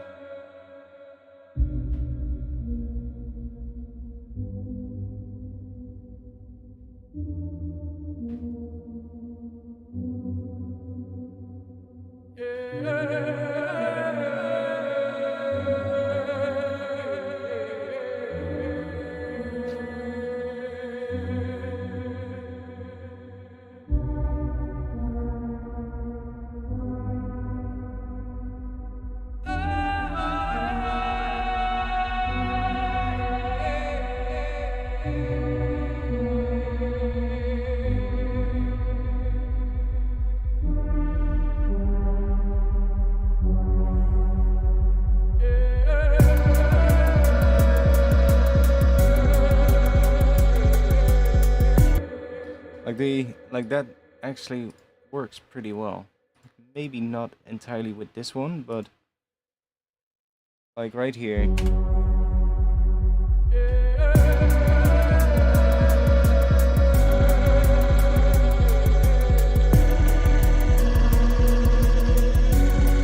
Like if I take this one out, let's see what we get.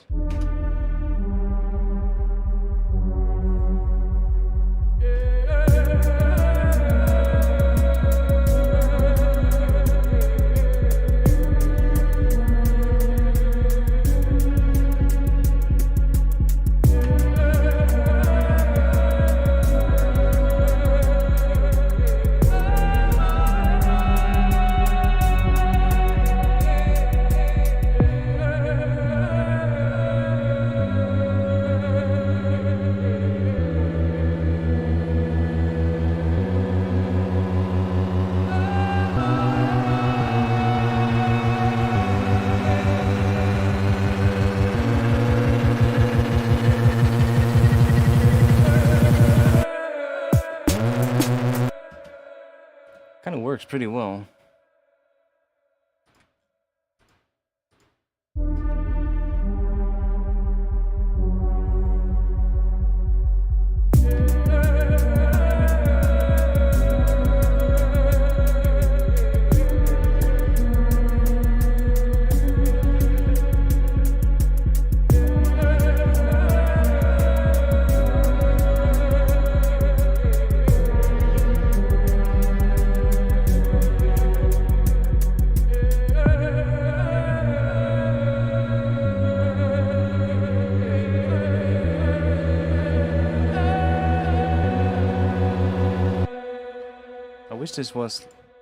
This switched between the patches and legato style. That would be great. I have a different library that does similar things, but it doesn't sound like this one. But that one switches legato. So when you switch between the phrases, well, let's say this one, like if I play that one and just play another note, it's just gonna play both of them. But that one, that other library, if you do that, then it sort of like does a legato transition between the phrase that you're already playing and into the start of the new phrase. And that way you can sort of like tie the phrases together with like legato type of playing, which is really great. This one doesn't do that, sadly. Maybe if we go here. No, this one doesn't have that, sadly, but that would be so good for this library if this one had that. Just wondering if there is a VST that puts down LFO shapes with preset shapes and the ability to draw custom shapes on knobs from other VSTs. I mean, in Ableton you can do it with Max for Live. Like, or not necessarily Max for Live, but with Ableton 11 you have these LFOs right here, and you can map those to anything. So, like if you take one of the, let's say the shaper right here, you can just map that to anything. So if you, like right now we have a contact, so that doesn't have anything already mapped. But if I do, how do you do that again? Automation.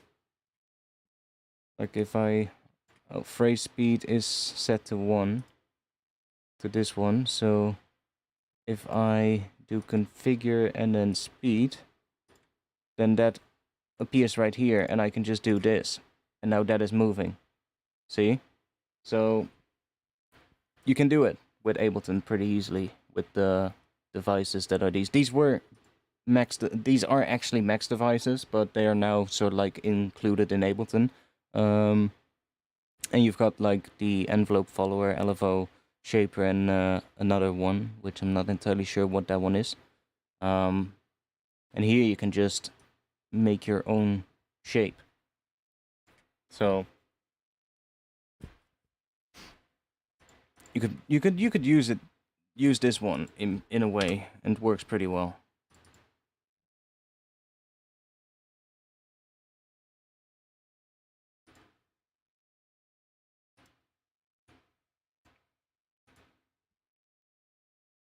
If you use Ableton, of course. Bitwig also has the same thing, so if you have Bitwig, then that kind of has a similar thing. Bitwig is even better in terms of modulation in that sense. Like, I haven't used Bitwig, but from people that use it and that I watch, I just know that it's even better in that sense, and that's actually why I'm kind of interested in Bitwig, but I'm not really interested in making a switch of a DAW at the moment. I'm definitely interested in trying Bitwig out at some point, because it just looks so much fun with all the modulation options. But at the moment I'm mostly invested in Ableton, so I'll just wait with that. Okay, are we gonna use that one? Like, let me just put it in for now. Like, I can make the legato switches myself, I just have to find the right layers and then just bounce them to audio and then just fade them into each other with audio, and then I can sort of like make the legato switch. But it's a bit more of a hassle. Well, with Live 11 you could do it. You just need to make sure that you have these, which I think should come with Live already. But as well, go into the Max for Live library. Go to, what is it, maxforlivedevices.com, I believe. It's a great website with like so many other devices. Max for Live devices. So like, just search Max for Live devices, and then the first one is this library. And then here you already got LFO and modulation. So if you click that, you got like all of these different modulation things that you can use. See, so like audio Docker, and there's like different LFOs and shit that you can get, like sorted on like highest rated or something. Return to library. See, now you get like the highest rated ones, step sequencers. This is kind of a similar one as that shaper that you just saw. But you get like all these other ones as well, so even stuff for like weird, you can control sounds with your webcam and those kind of things. There's so many other things there already, if you just check there, there's so many good stuff there.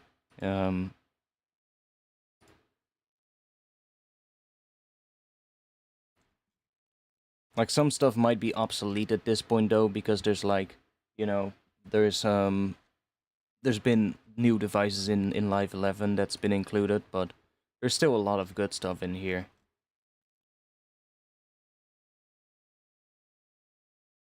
Like this one. Yeah, see, this for instance, right here, if you're using Live 10, this is basically the MIDI LFO that was introduced in Live 11. That is in the MIDI effects, I think. Or isn't it? Max for Live, MIDI instrument. I'm not even sure where it is. Is it this one? I'm not even sure. But it's not there in Live 11. Wait, did the stream die? Did the stream die or not? No, it seems like it's still going. My YouTube dashboard was like loading. It says excellent connection though. Let me know in the chat if it's still working. But yeah, it's like in Live 10 that wasn't an option, I believe. So somebody just made it in Max for Live and just made it available in Live 10. Max for Live is basically what it is. It's kind of like a programming language for Ableton in a way. Well, not specifically for Ableton, but it's kind of like it's a programming language kind of similar to Reactor in a way, where you can make your own devices, and those devices load in Ableton. So, because Ableton has Max support, because it's basically written in the software called Max, and then Max for Live is sort of like the integration in Ableton. And there's a lot of things for it, like granular things, and like if you don't have Pigments, for instance, there's also, if we go to Max for Live instrument, there's a whole bunch of interesting ones there as well. You've got the Granulator 2, of course, which everybody knows. Like, this is just the Granulator 2. This is what I was using before I had Pigments. Such a simple device, but it's really good. It's a really good granular thing. But then there's also the Grain Scanner, which is another granular, sort of like Max for Live device. I hope my Ableton doesn't crash.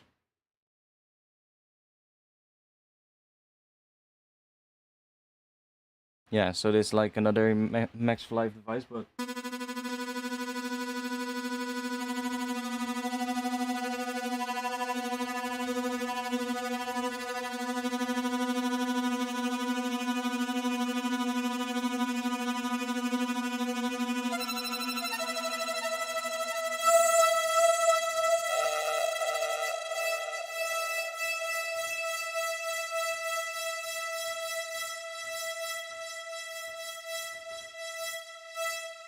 like if you don't have Pigments, then this is a really good alternative.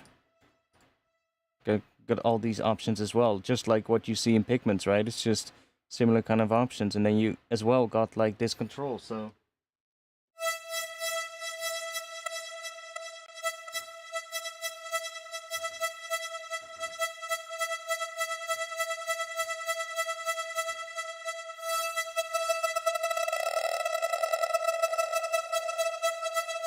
It's a very similar kind of thing. So there's some really good Max for Live devices. Drone generator.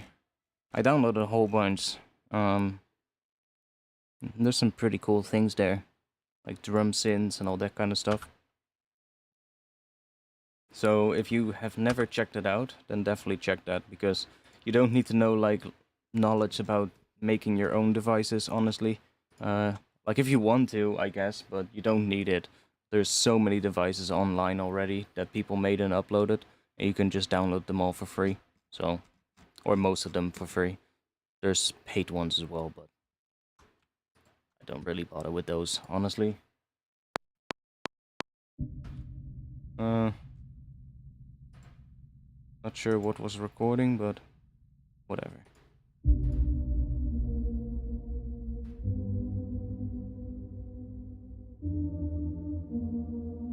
Vocal, that's what we were doing.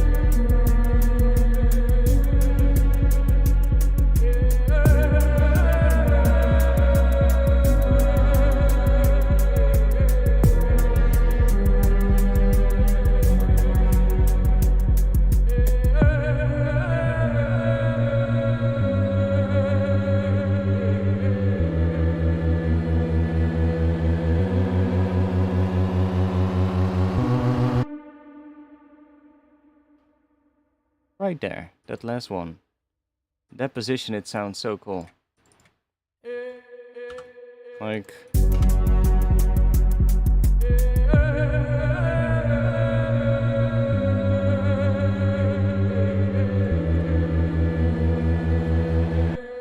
Like, and I honestly would maybe even stop it right there.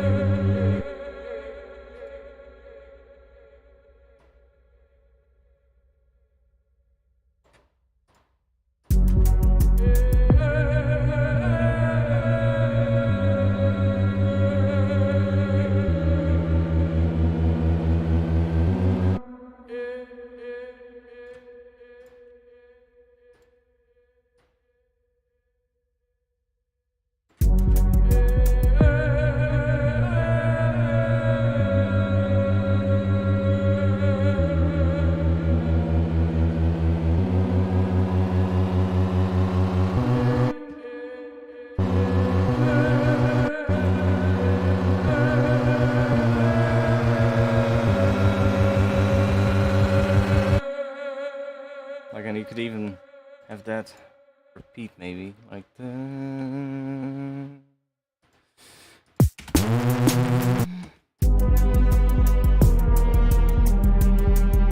Or just use it once.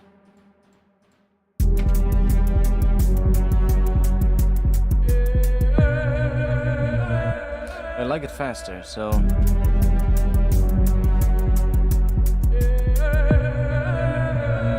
like I like it more at that speed, so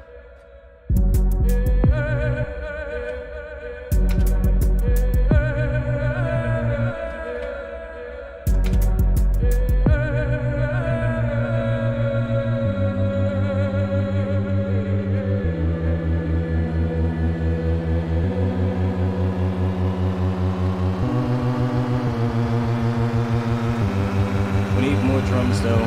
We need big drums for the drum because these drums just don't do it. Right?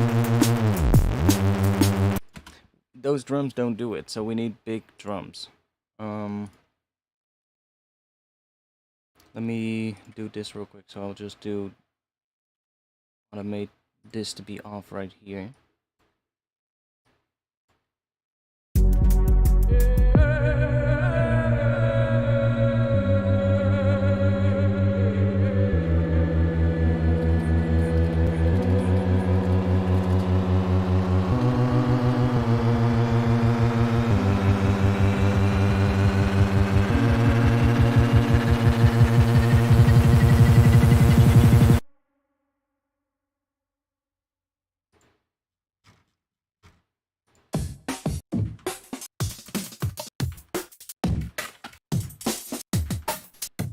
I have a feeling we might need to go make it in addictive drums.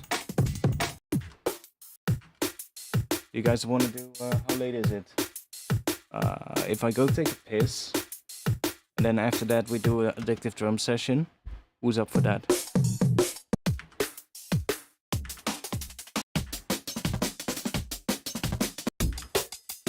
Because I don't think I'm gonna find... that's kind of the rhythm that we need, but...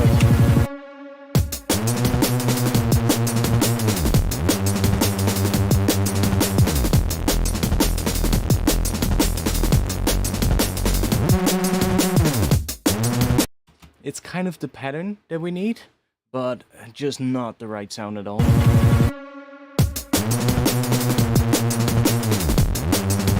But that's the shuffle we need. That that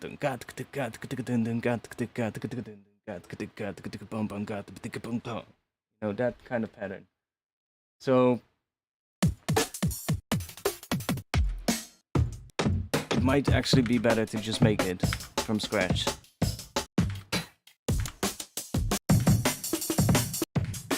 Than trying to find the right break. Plus then we also have more control over it, I guess.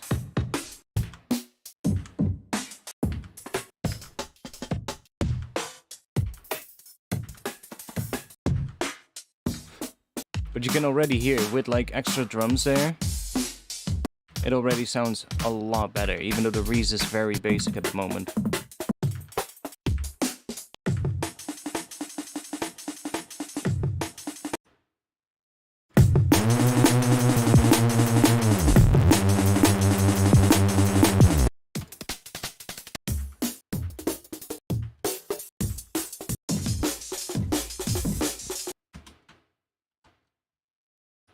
Okay, I'm quickly gonna go and take a bathroom break while you guys listen to the intro and this little thing here.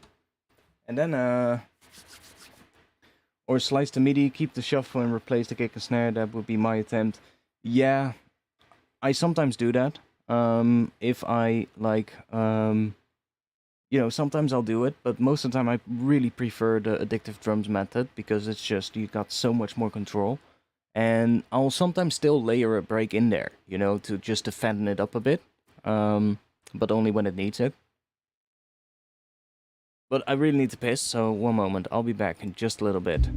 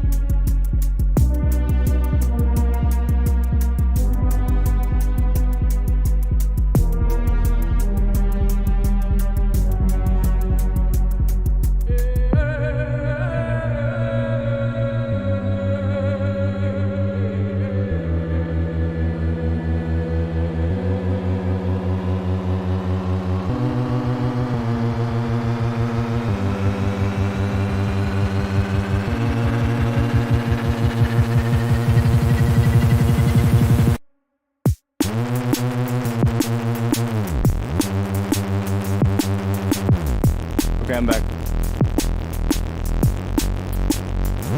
Yo. We're getting into the drop for this one. Welcome.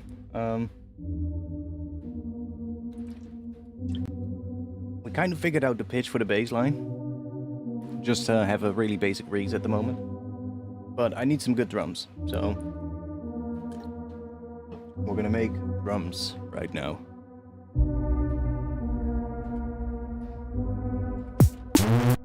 And we're gonna make drums sort of like in a pattern like this.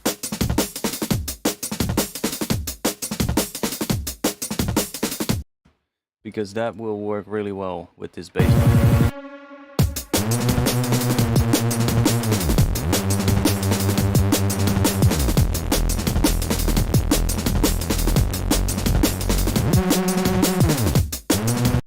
Sort of like a pattern like that.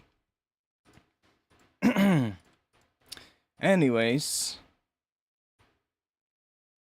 let's get to that then. I'm just gonna mute all of these.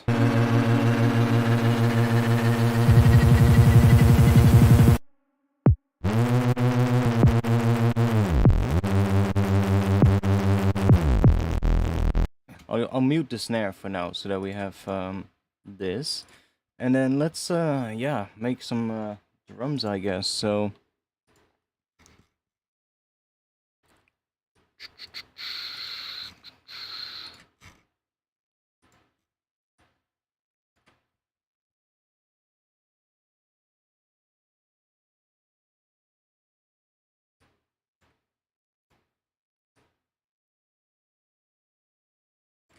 the pattern we need is kind of well, it's not too difficult. It's let me load up a kit real quick.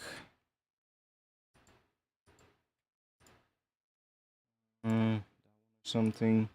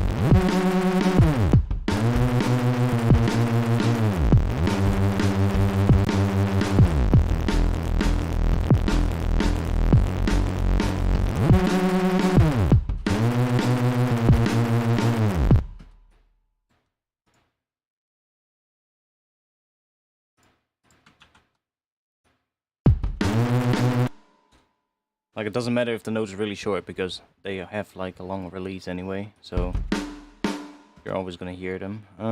Now we wanna have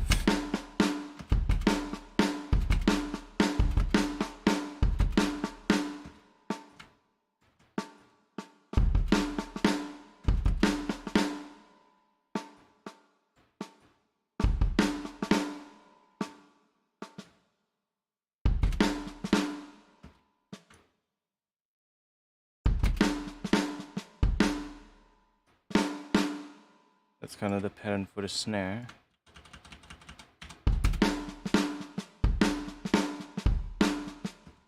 Let me just do this for now. We can add more kicks later. Oh, what did I do? Nothing. I saved accidentally.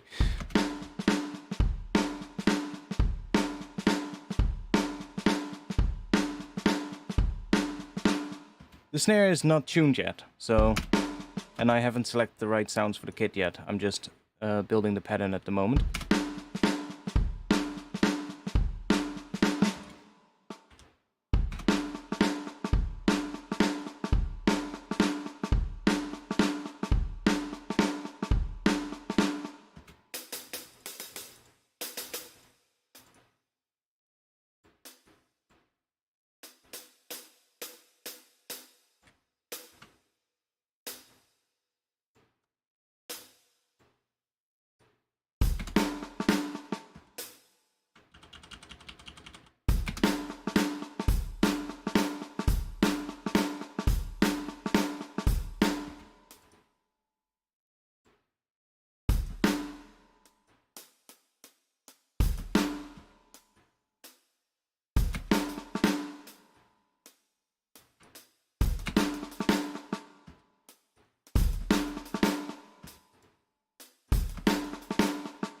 There's going to be a lot of tweaking, so be prepared. But we just need to have a pattern to get started.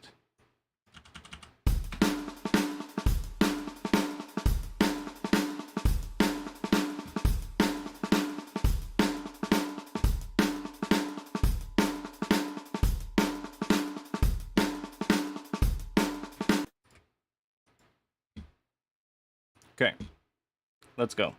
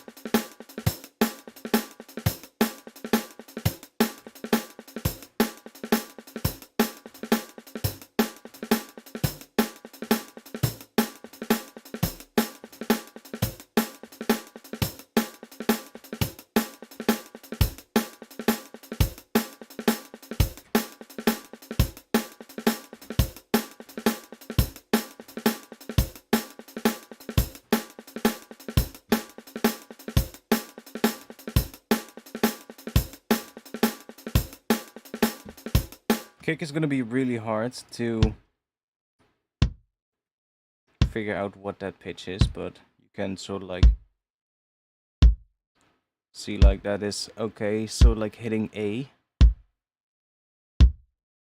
but it could also be B. But I think it's sort of like hitting A at the moment. So if we go up like... Now the kick is sort of like roughly hitting B. Like it's not too important, we can tweak it later. But for now it's kind of like important, I guess, to get it sort of like roughly right.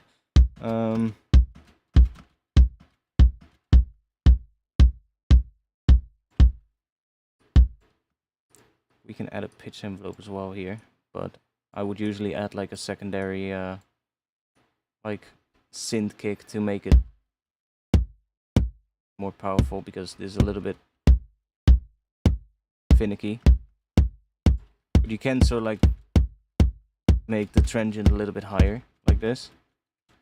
If you hold shift you can curve it, so you can kind of make a bit more of a higher kick like that. And we're listening without the room, by the way, so... See, the room is really weird with that pitch envelope. It's a weird kick to begin with, but...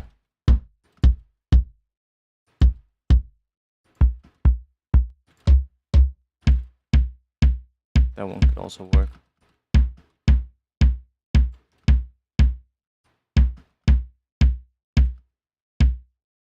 More looking for the right snare though, so let's go to that one right now.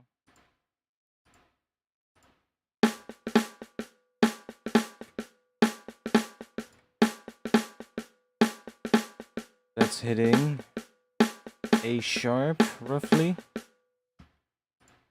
So let's just go up.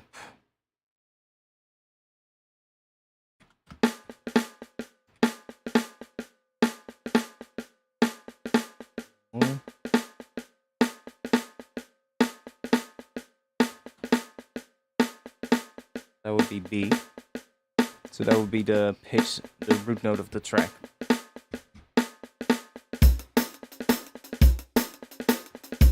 That kick is so fucking weird. Doesn't work at all.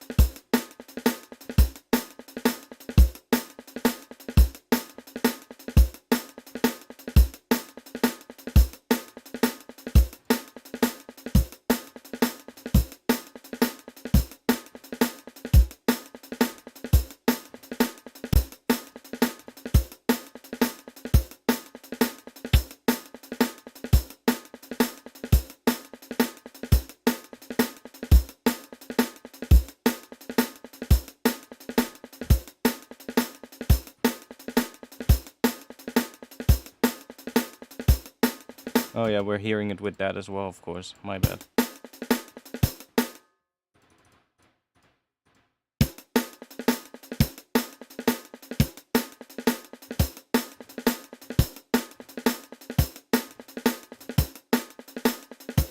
That one kind of works as well.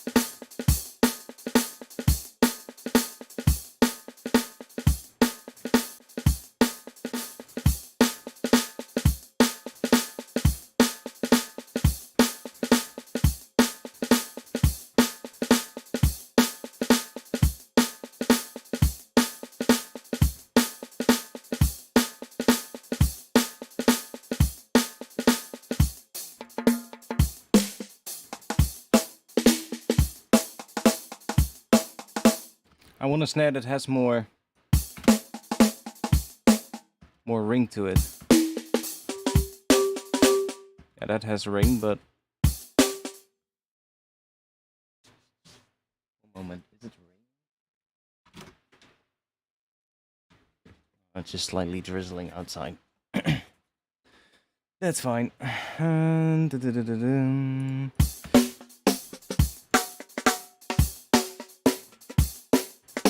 Which was the one?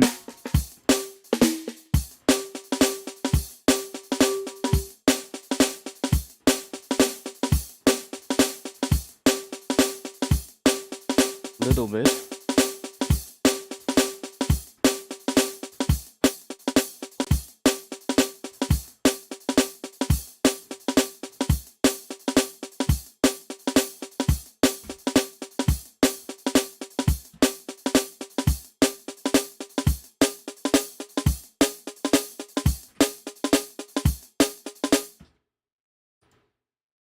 Let's fatten this up a little bit before we do anything more. Let's take saturate.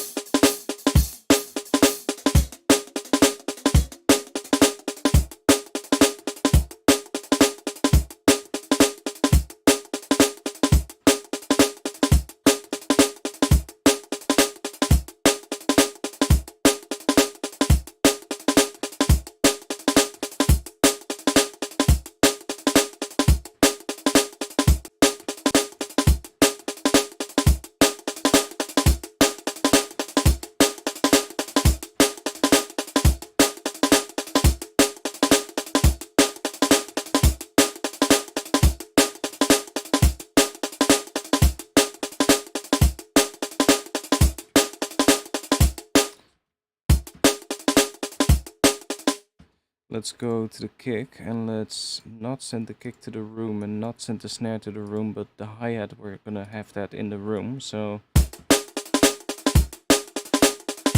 it's not possible in real life, but it's possible when we do it like this. So yeah, saturate is really good. Saturate is a really nice sort of like, it's a clipper, but it's like a spectral clipper, so it clips everything based on the sort of like the it converts everything in spectral, what is that, FFT kind of things, and then it clips it, so it sounds different than like regular clipping.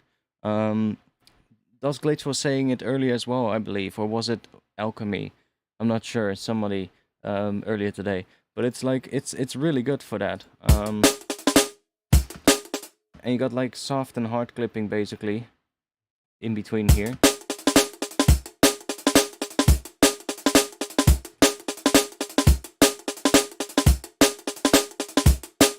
But it sounds really good, especially on drums. I really like it for drums. I bought it and I was like, yeah, I saw it, a couple of people use it. I was like, I need to have that. That looks really cool.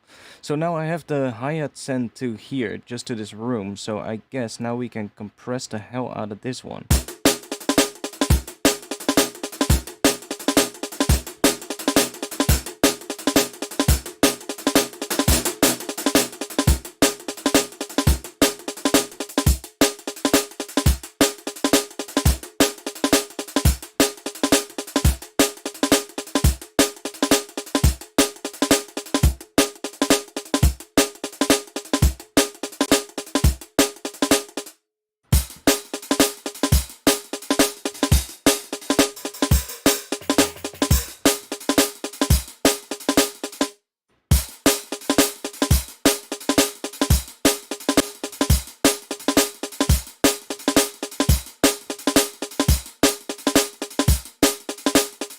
Sure, if I like it though with that compression. I think I'll leave it without the compression or with like subtle compression.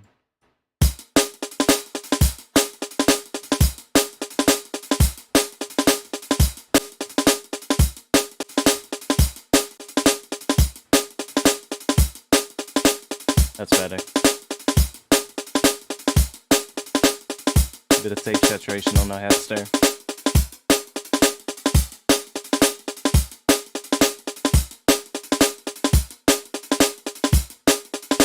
Elevate is pretty good too. I don't have that one. I do have Punctuate, which is like a transient shaper. Again, also a spectral transient shaper. This one is really interesting. I haven't used this one that much, but we can see what it does if we put it on here, maybe.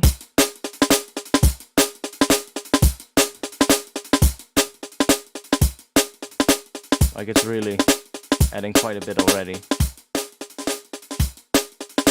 But yeah, you can say like, okay, so these are the frequencies down here. Let's say, okay, I don't want it as much on this one. I can bring that down, for instance. See, so it's pretty interesting in a way.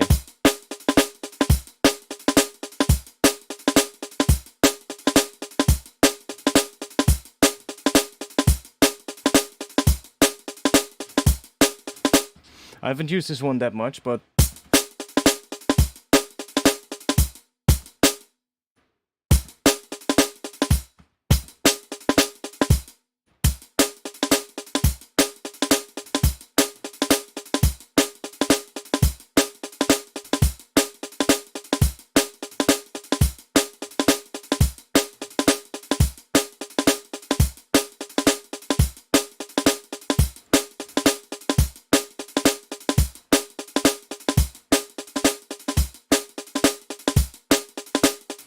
it does sound pretty good. It's not necessarily needed at this point, but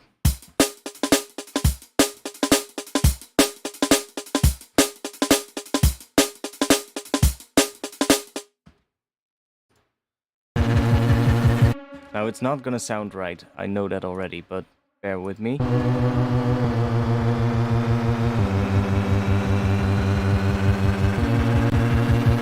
The tweaking has only just started.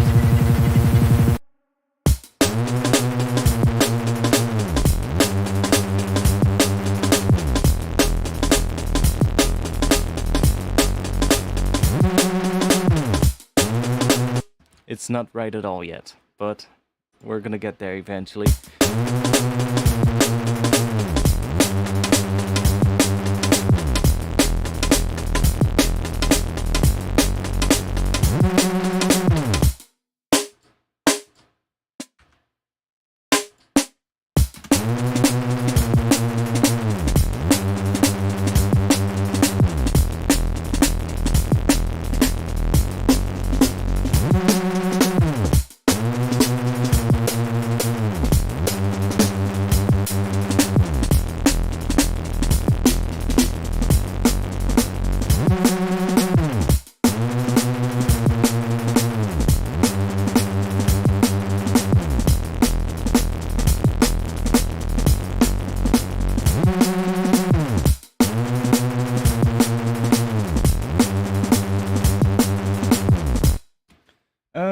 Yeah, Vital is a really good alternative for Serum. It's basically almost the same, in a way. It's like almost the same, except for maybe a few of the special filters that Serum has. But then Vital has its own filters and its own kind of things that Serum doesn't have. And you get an extra oscillator, so it's kind of like, yeah, it's pretty good. Like Serum has the sub oscillator, but it's a little bit, limited compared to the other oscillators. Vital just has 3, so. But other than that, it's very similar. Like the effect rack is basically the same, minus maybe a few slight differences between the effects. But other than that, it's just really good. And if you want, you can get special custom wavetables from my Patreon. Hint. Faceplant is great as well, but it's a little bit more of a steeper learning curve to get into.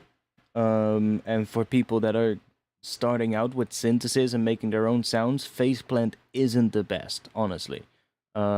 It's just too steep of a learning curve, especially if you're like first getting into sound designing your own patches and stuff like that. It's just too much, there's like too many options and too many things that you can do. Whereas with like a synth like Vital or Serum, there is a certain workflow in the synth that is already kind of laid out for you. You don't have like super like full control over the routing and all that kind of stuff. That is all set in stone, right? It's just you need to work with what you get, and it's pretty limited in a way. But that limitation is actually pretty good for people getting into synthesis because it's a lot easier to get used to. But then when you get familiar with that, then phase blend is a great step up because you get like all the different options with the routing that you can do, and like you can fully customize things. Or you know, like there's limitations in phase blend as well, obviously, but there's a lot more possibilities than in a synth like Serum. But there's a good use for all of them in a way.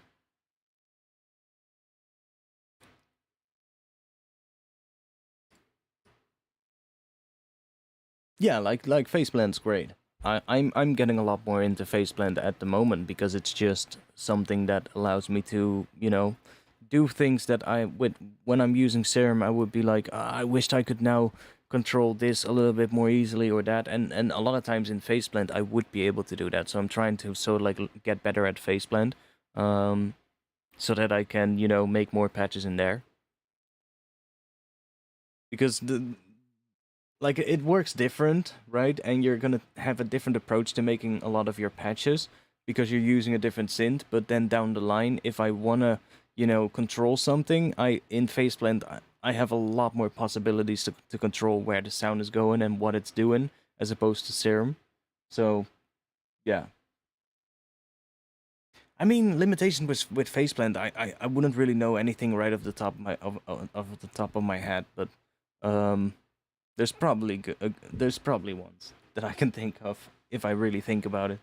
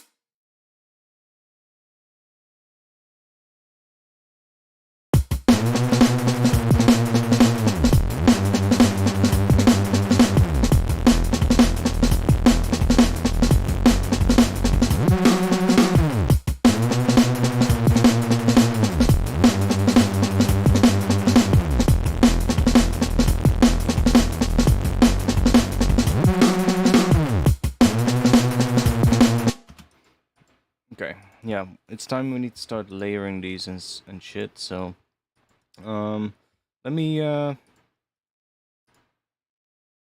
duplicate this one real quick.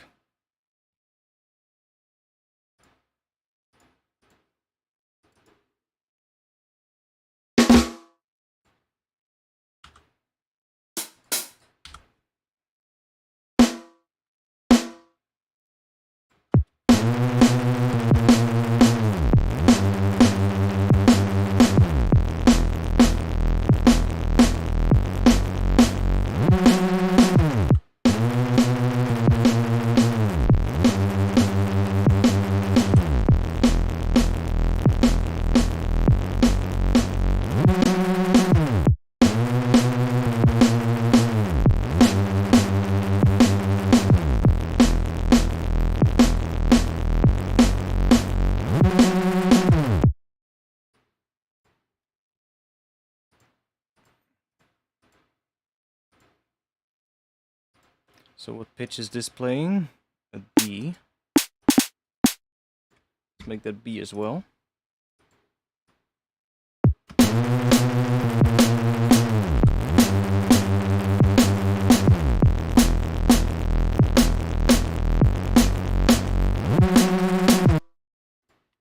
Like, obviously it's clashing.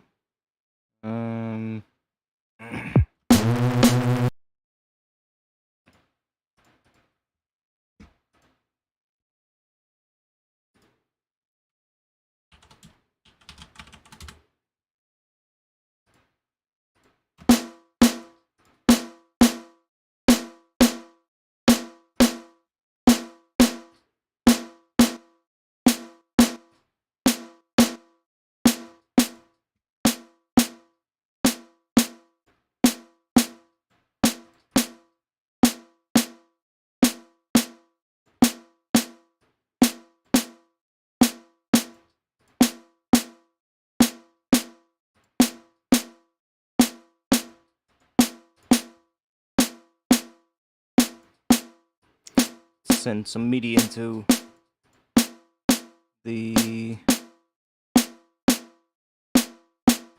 addictive drums track. Oh, the other one.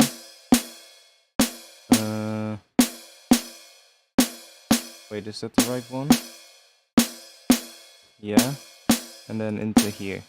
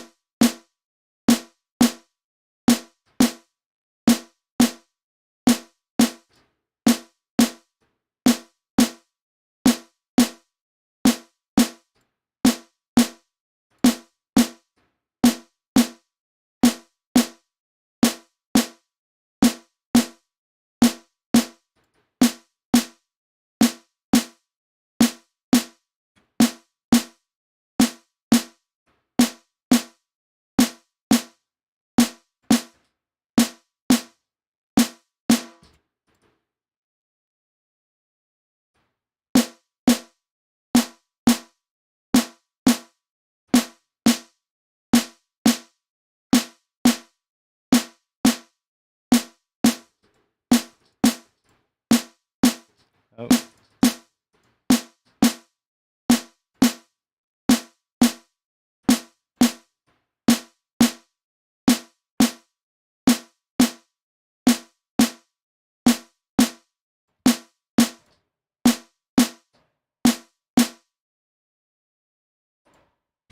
Like, it's a bit annoying because you have that fundamental in there.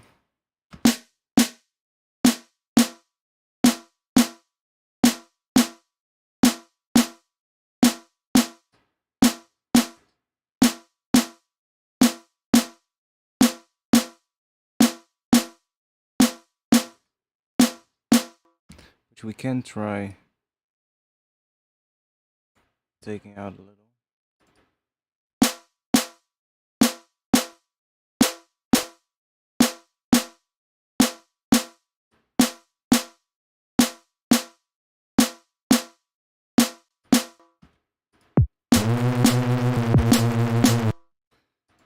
But I don't really like the sound of that, so...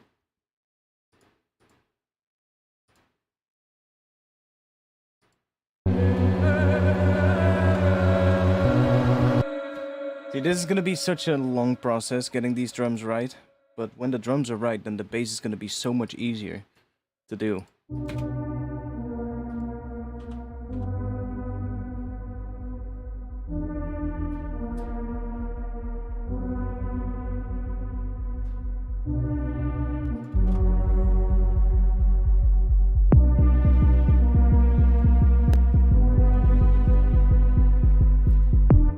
I might even try just using the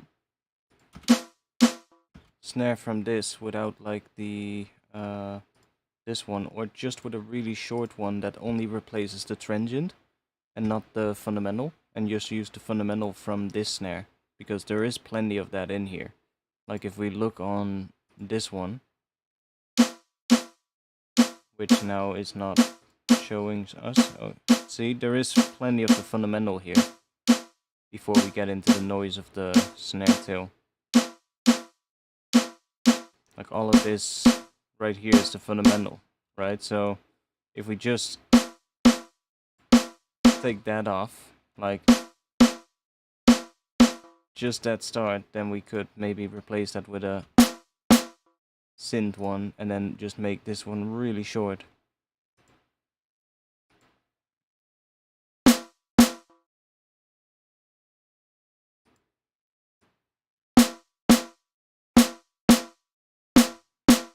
I also have a feeling it's still triggering different samples for some reason every now and then, which it shouldn't do, but it sounds like it is. And I'm wondering where that is coming from, because this is turned on, so...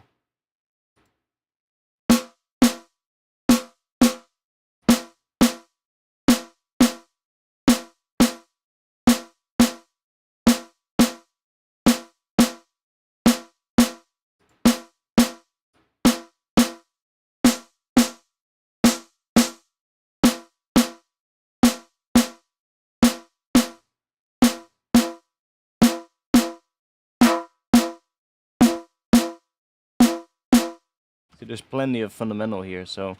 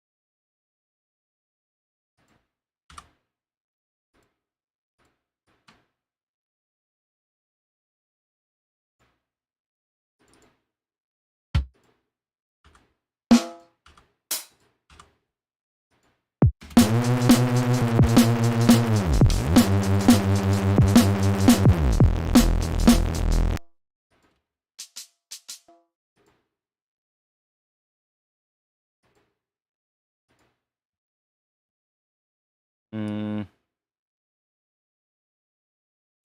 can just group this and do external instrument, send that into here, to track number 15, and then into Elevoto.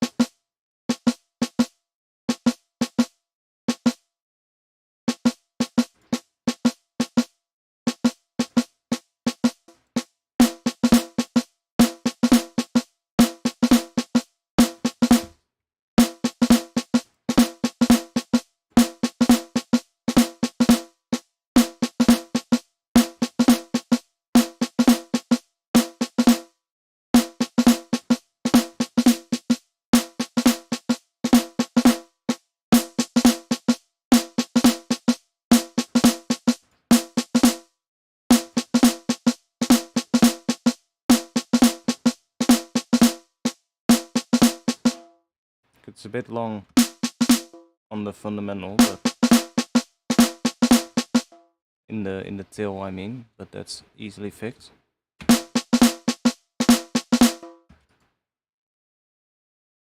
Let's try isotope neutron 3 transient shape, eh?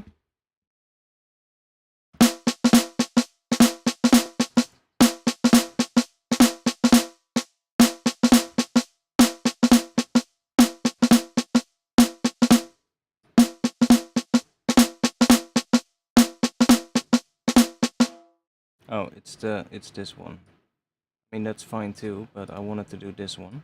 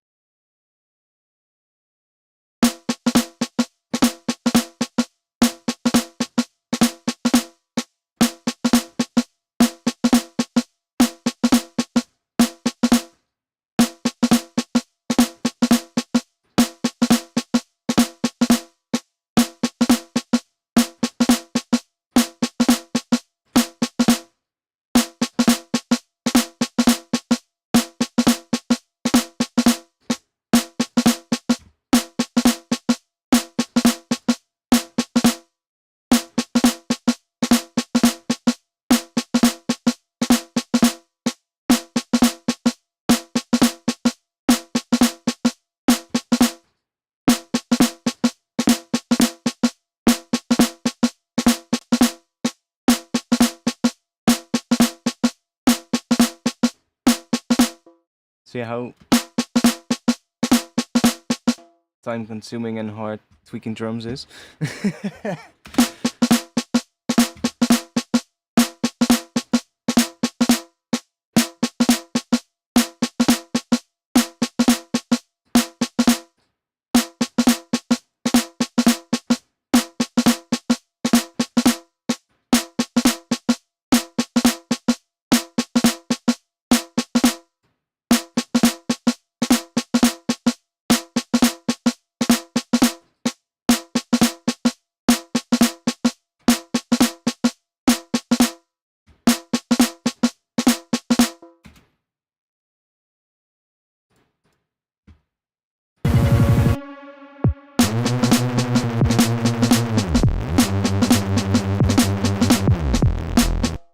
Because I don't like it at all yet.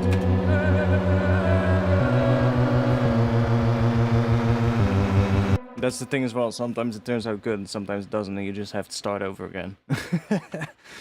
That also happens quite often. Sometimes it takes a couple of tries until you find the right ones. But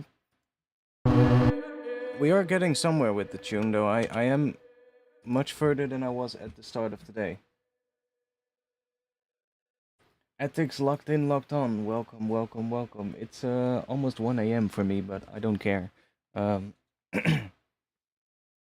Like sometimes it can also be a combination of like addictive drums and just some breaks.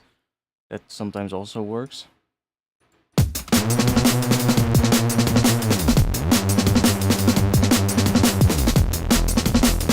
Because that already works so much better, right? So maybe we should try chopping this one up. And then we can try using addictive drums for like a resonance on the snare. I mean, it has the same sort of like... Oh, wait, that was them together, I think. Yeah.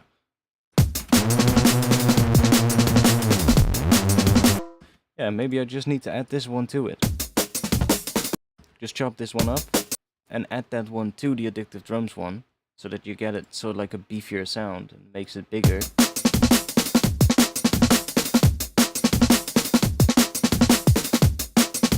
Like that already is a lot bigger. Then, right? Like if you hear it with this one, it makes more sense with the hats as well. So, and the kick. But then with that extra break in there, it's just a bit messy because we need to chop it up. But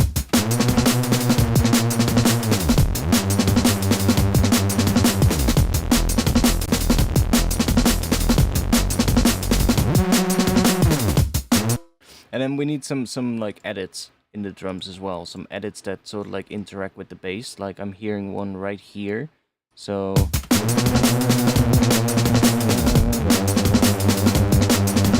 boom, some right there. So on this snare, sort of like everything needs to cut, and then there needs to be maybe a kick, I don't know, right here, or maybe here, and then this head needs to cut out, and then in the break that needs to happen as well. So there's like a kick and then a little pause before the next kick comes in, and then you can do something weird with the bass in that section. And then the same thing sort of like at the end here, or a variation on it. Let's recap real quick. Let's save. Let's have a little vibe check at the start again to kind of refresh ourselves.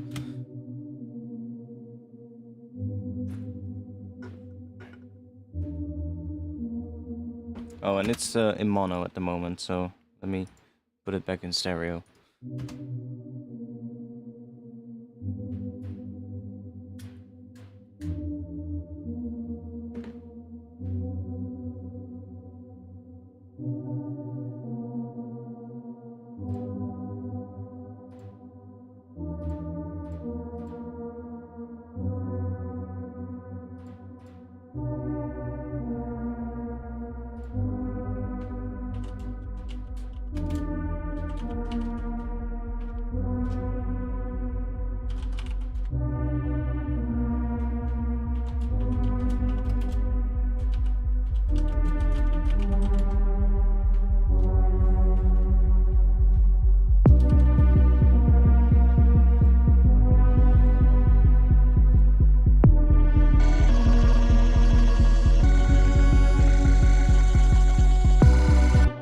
That one still sounds cool, but it needs to be worked into this because it doesn't work too well right now. I think I'll make like a different granular thing for it that is sort of like doing a similar thing, because this one, because it's all in the sample in Omnisphere, I can't really control it. The tone is just whatever it sounds like right now. I can't really do much to it. It's all in that sample. So I'm just gonna see if I can make something different for it. But for now, just leave it out.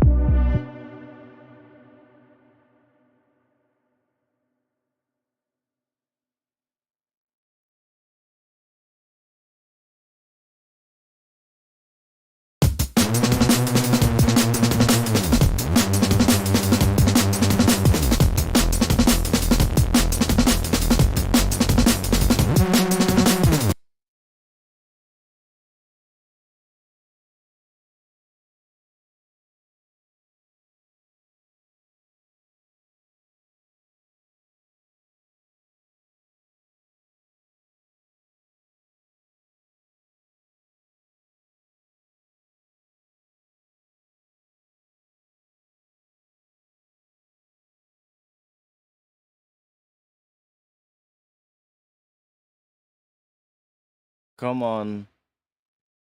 There we go.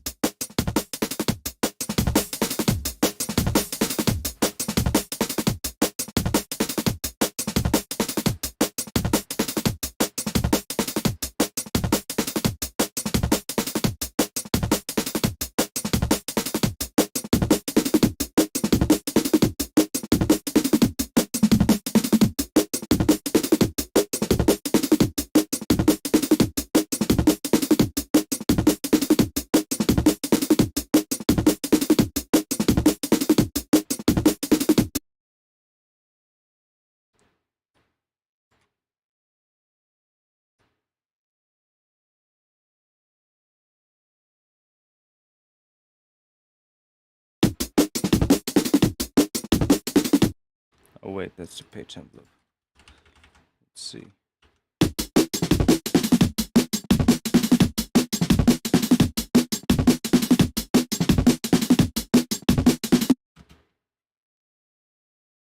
I know it's too much right now, but I'm just looking for it.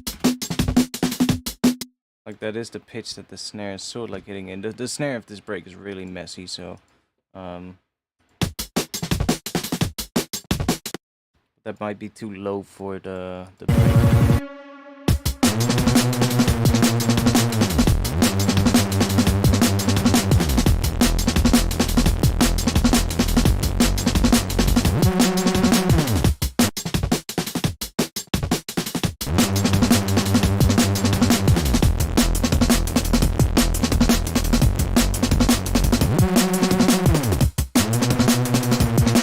Then we'll do that. It sits a bit better in the mix in terms of like how what the pitch is of that.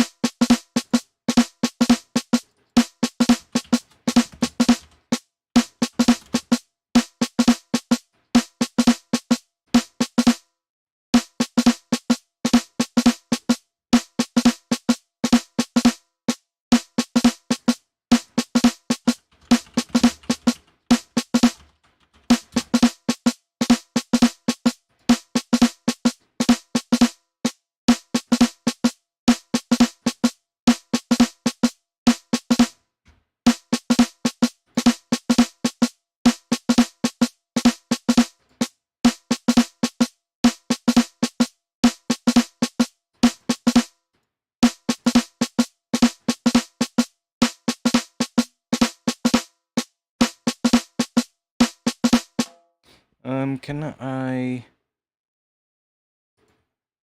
How do you do that with this one? I should be able to do that, right? Send like what if I send this one, the fundamental, into that? Yeah, like if I take this right here, I choose, where is it? Here, snare, and then fundamental post effects or something. Then that is coming into this one now. And should I then be able to sidechain that, I guess? Where is the sidechain? Make dynamic. Sidechain.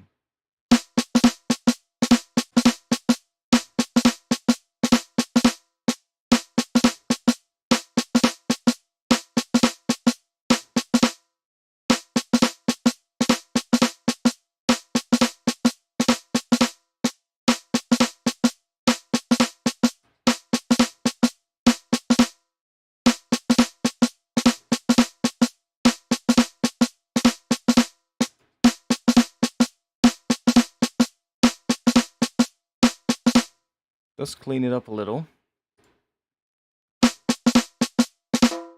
And that is then, because this one also has a lot of noise, so let me actually let me mute the noise for now, because we really only need the fundamental from this one, I think, this extra transient part, so that we get like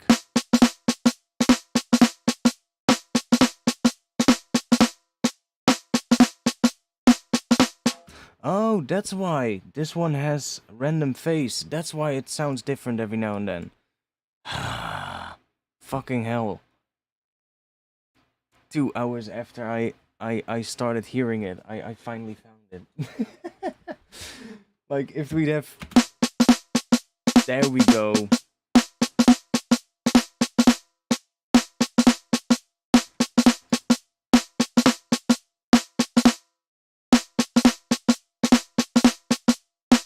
There we go.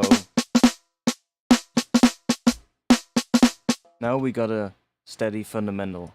And then the noise layer, it's a bit loud.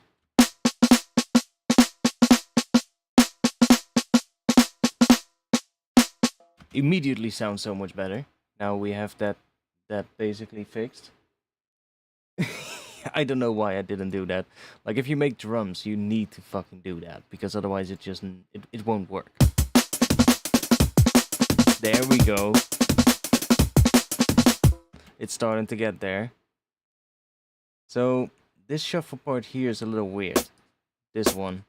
So we can easily replace that with this part, for instance. So we can just mute this and say use these one more time. Oh, it's different pattern here. Oh, that's the weird one.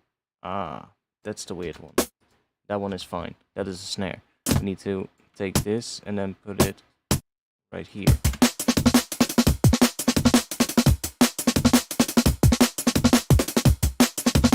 Yeah, now we're getting there. Let's see what that sounds in the mix now. It's not gonna be right yet, but it's already gonna be better. Let me actually quickly do something fun. I'm gonna take this one and this one. Oh, did we have? Oh yeah, this one as well.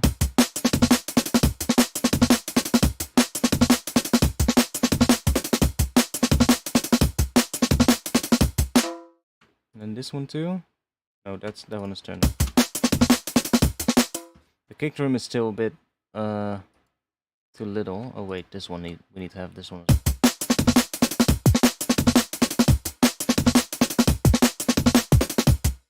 Let me go in here and change those kicks real quick.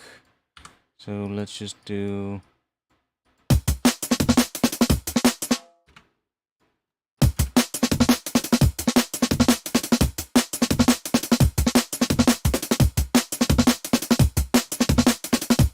Kick is not done yet, but what I want to do real quick is... There's nothing on the drums group. Okay, let me create an audio effect rack, set the input to drums, post effects so we don't get the volume included, and let me just record this real quick.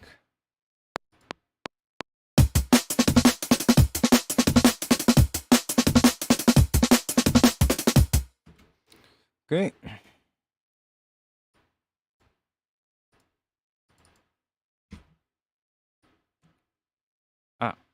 Okay. There's a delay. Well, now it's fixed. Because I recorded it, it's not compensating that delay properly or something. If I freeze flatten it, then it would have done that, but... Or if I recorded the master, then it would have... I think then it does it. Or if you do post mixer, then it compensates, but if you do post effects, it doesn't, or something like that. I do this because then I can just put this in the build real quick, and instead of having it like this, so let me actually consolidate that real quick. Actually, we only need that section, so let me just consolidate that. And the white markers are actually in the correct spot for a change. So let's just do beats mode and crank this down.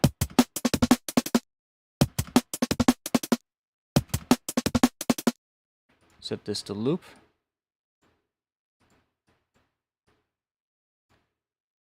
That's gonna go like that. And let's grab some filters.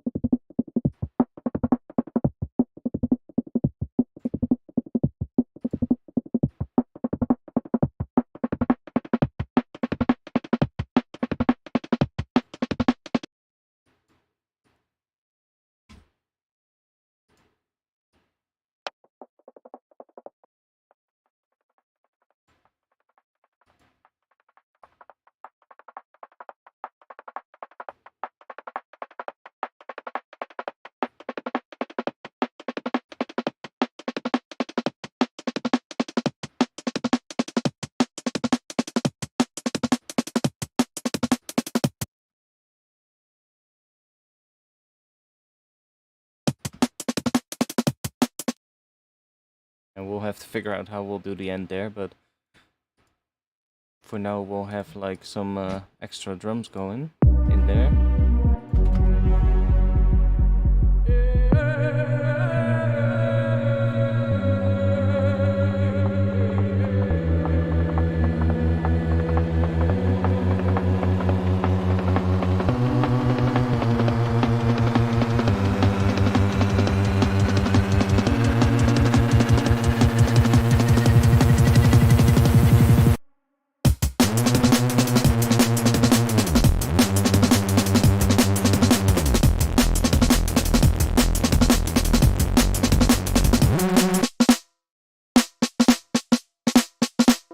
So that snare is still way too big. It's it needs to get we basically need to tighten it up a lot. Right now it's just too much, if you get what I mean. But nothing a little bit of transient shaping can't fix. Let's try a bit of this one.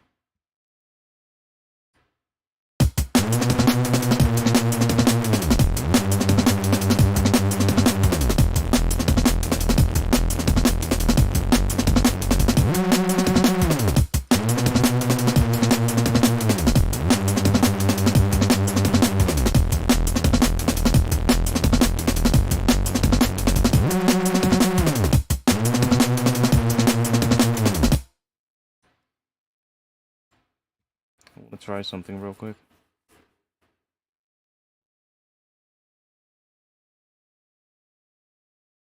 Come on.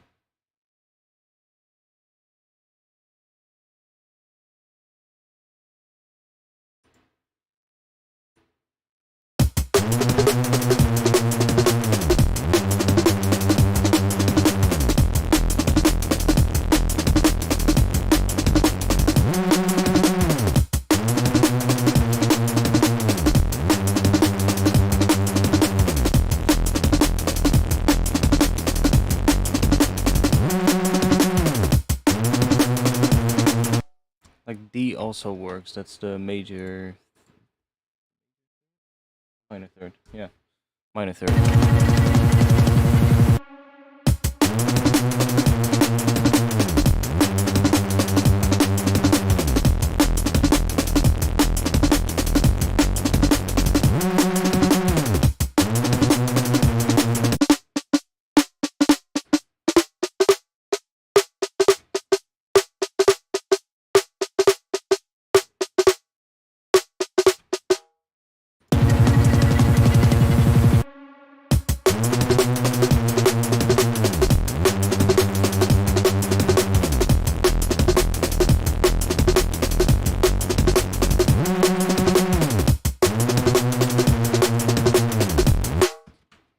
Yeah, I'll save.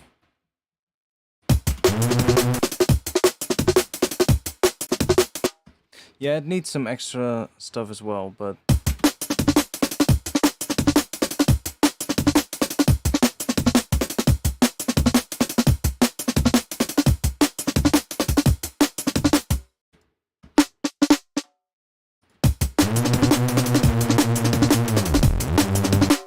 right now it's still way too way too messy at the moment. So that's something we would have to figure out first. I think it's too wide as well.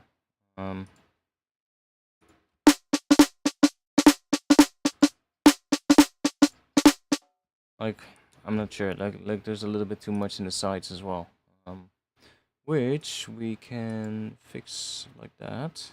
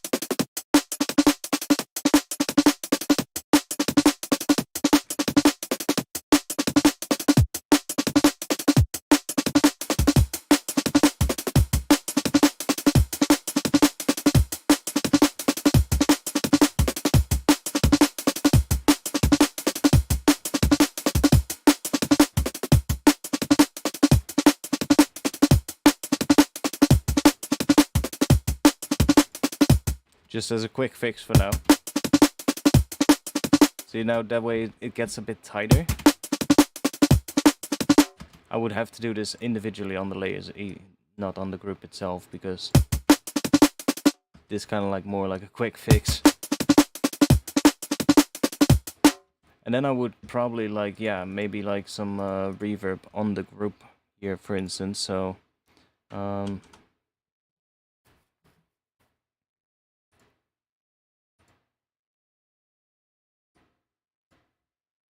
like for this, the presets I've been making are also pretty good, but they're not convolution. But these are gonna come out this month on Patreon. So this month on Patreon, I'll be dropping this list of presets for Vintage Verb. I'm then going to do either Valhalla Room next or Valhalla Delay, either one of the two. And I'm also going to be doing some more presets for other plugins. So if you have like ideas or plugins that you prefer, then you basically can just go to my Patreon as well and let me know what you want. But there's another plugin I definitely want to make a pack for, but that pack is going to take a while to make because the plugin is just, it's not that easy to make presets for it. It takes a while, and that's Portal. Portal and I guess Thermal as well. But those two are just, yeah, it takes a while to set the patches up and make good patches in those two because there's so many things you can do with it. But Vintage Verb is great. It has a good sound. I love the sound of Vintage Verb. Valhalla Room is really good as well. But Vintage Verb has a, well, it was the first Valhalla plugin I once bought. And it has a special place for me, man. It just has a special sound. I like the sound of it. But I'm making some presets for it, so I haven't organized them yet in folders, but there's long ones and short ones.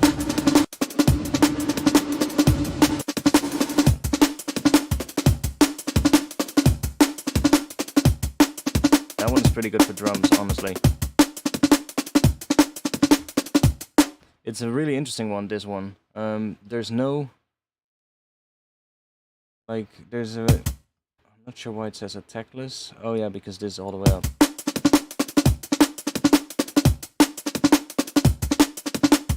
That one sounds pretty cool on drums. Like already, like right now, if we...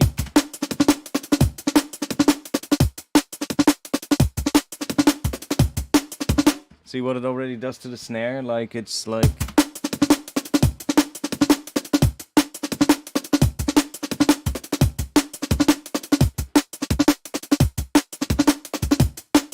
Like, that already makes the snare sound so much better. So... And in the mix you don't really notice it that much, but if we take it out...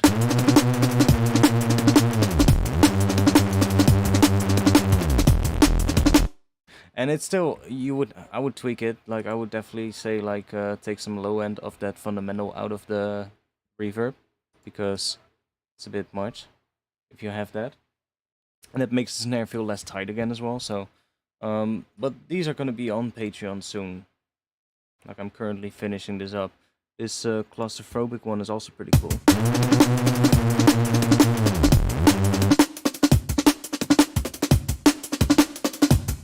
It's not the best one for drums, but works pretty well on certain things.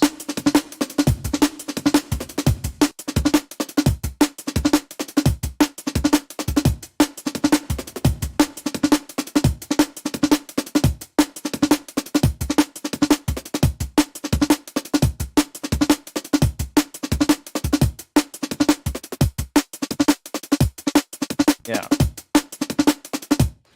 it definitely works really well. But I wanted to try out some convolution then. Let's try this one.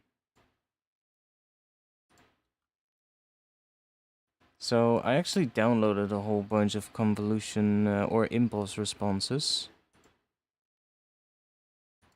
So I have a whole folder here with weird shit.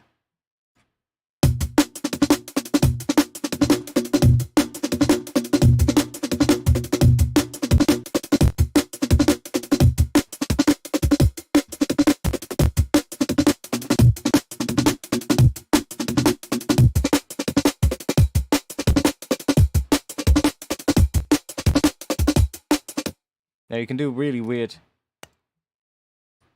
things with convolution. Definitely nice.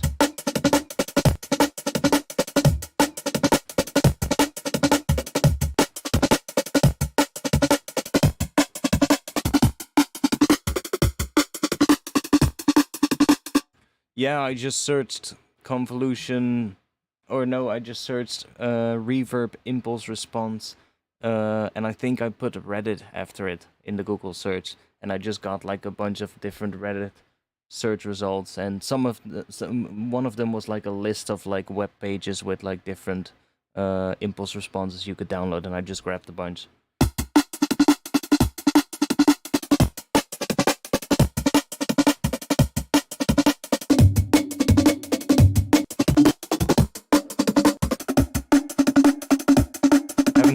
yet, honestly. So,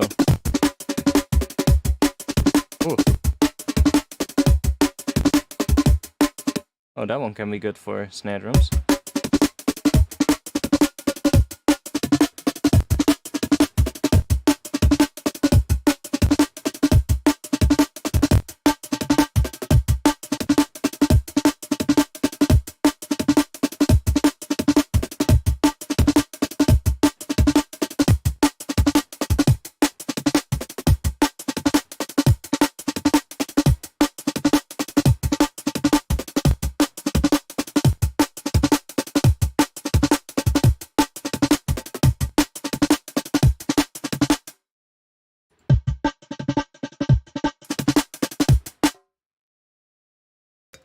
What else do we have?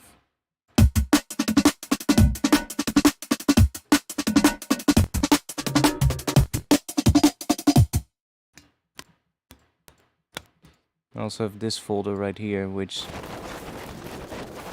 Okay.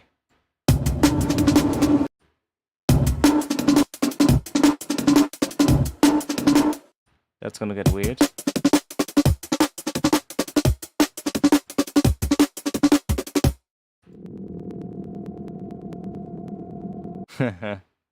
These are weird. But I love weird things, so that's good. These are good for bass as well. Like running weird basses through. And I would, like I said, I would definitely add like some high pass filtering here probably.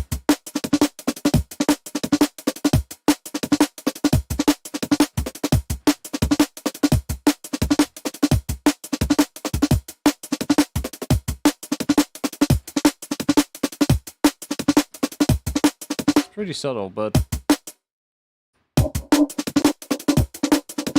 there's some really weird sounds that you can get out of stuff like this. Like on basses, this is really cool.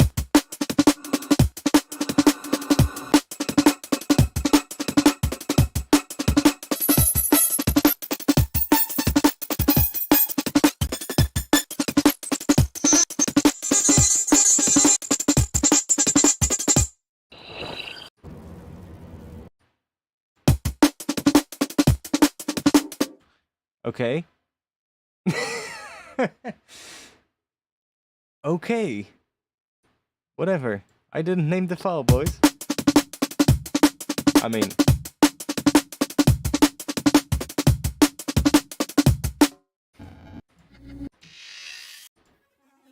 I should actually download like Reverb ones as well. Get like some proper Reverb ones. These are more like all weird. So like textural kind of ones, which is really good as well. Like weird stuff like that on bass sounds you can just...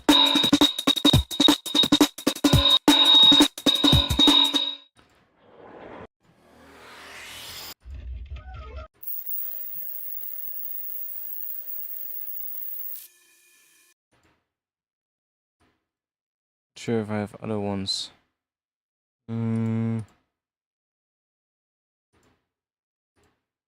I only got these ones, but these are just synthesized, and these work on drums as well though.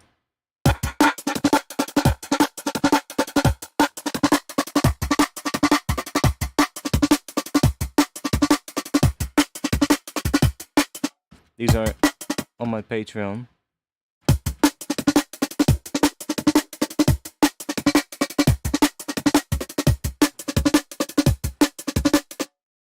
Which are just breath sounds.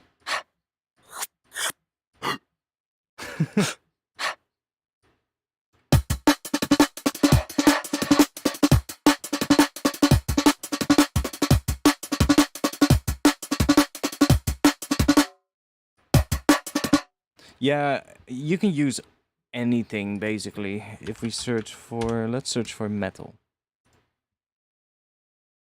Oh, now we're gonna get the most random samples.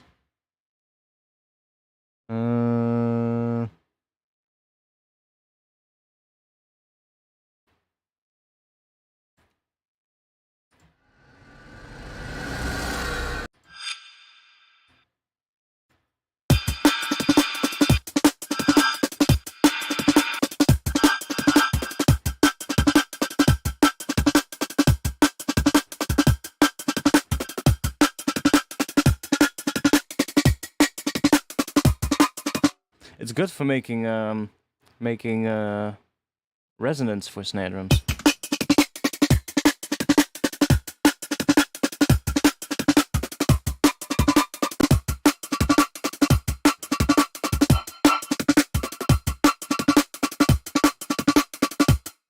But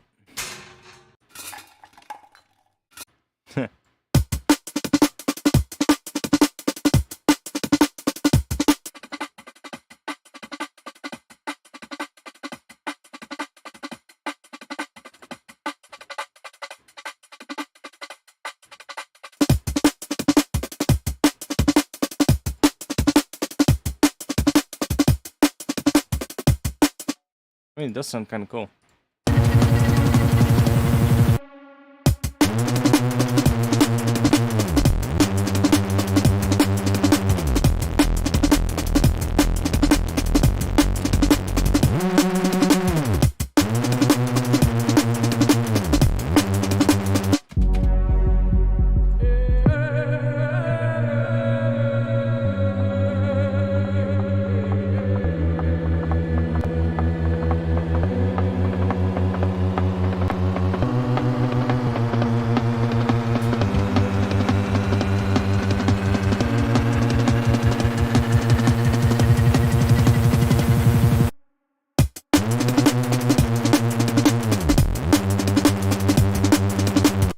Drums are not right yet at all, but stop streaming for tonight. It's 1:30 a.m. I know where this needs to go now, though. I just need to spend a whole another day on these drums, probably. Drums is just so much work to get them right. Just a lot of tweaking and a lot of cleaning up, because right now it has too much low mids. Like maybe I can quickly clean it up with a bit of multiband dynamics here.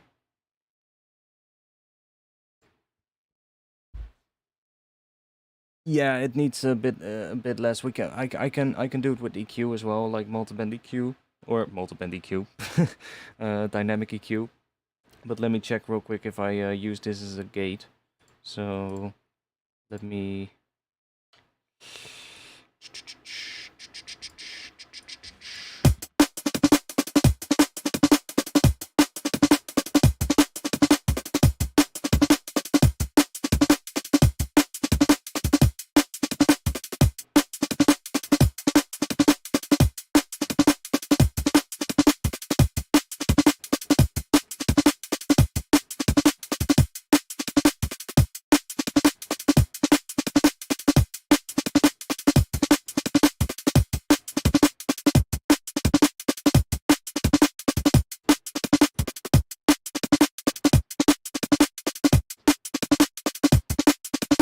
Like, it needs to be a lot more tighter like that. This is obviously not the right way of doing that, but it needs to be a lot tighter first, and then we need to apply a bit of reverb to it. Which this is not the right one, but and then yeah, definitely some EQ as well. Like the thing is, the bass here needs to shine in this section, but the drums sort of like need to complement that, and they need to be heavy but really tight, so that you get a bit more of that modern drum and bass sound, but with like a bit of that old school kind of break sampled vibe. There's a couple of tracks that do it. Bunchin did a couple once where he has a similar kind of drum pattern and I guess a similar drop kind of thing with a sustained bass. And he has a similar track as well. And there's a couple of other tracks. I guess Noja has done a track like that as well. But and there's plenty of other ones. Upbeats did a couple of tracks like that recently, where they had like this kind of a drum pattern with a big sustained bass. And it works. These two things together work really well. This pattern with a sustained bass like this. So, and it's going to be a good one for this track. And in the B section, we can do a more rhythmic thing where we kind of do something slightly more pulled back, where the rhythm is probably going to be more similar to what is happening here. And then with some like, yeah, if we have this one here, and if I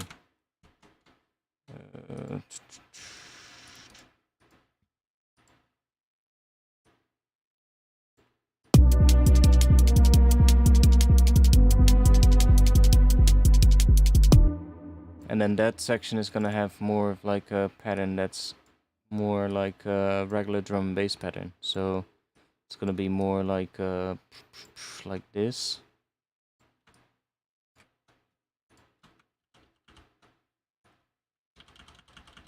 More like a regular, sort of like a roller.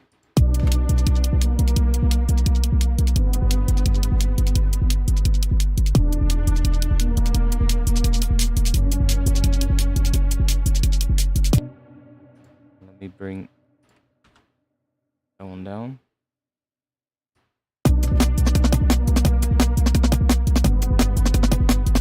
See, that's gonna be such a good sort of like turnaround for that drum.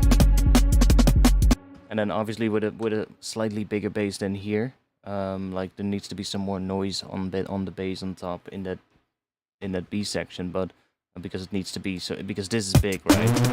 This is gonna be really big, especially if the bass is done. That's gonna be really big, and then the transition after that, it can get a little bit more low pass, but still have like some crunch on top, and get a bit more rhythmic with this pattern.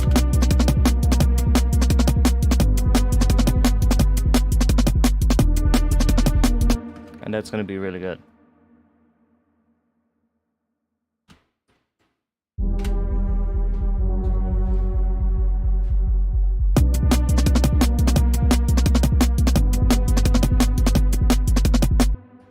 Yeah, snare fills. It's all, you know. It's a work in progress.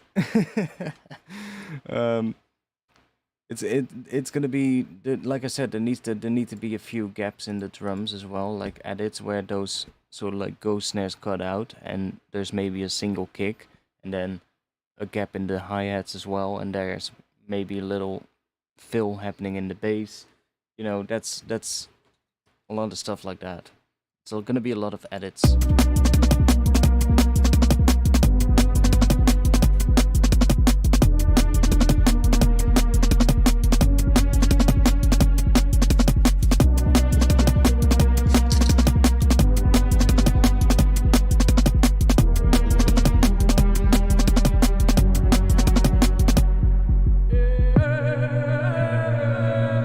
I'll actually leave them here for now. Kind of works.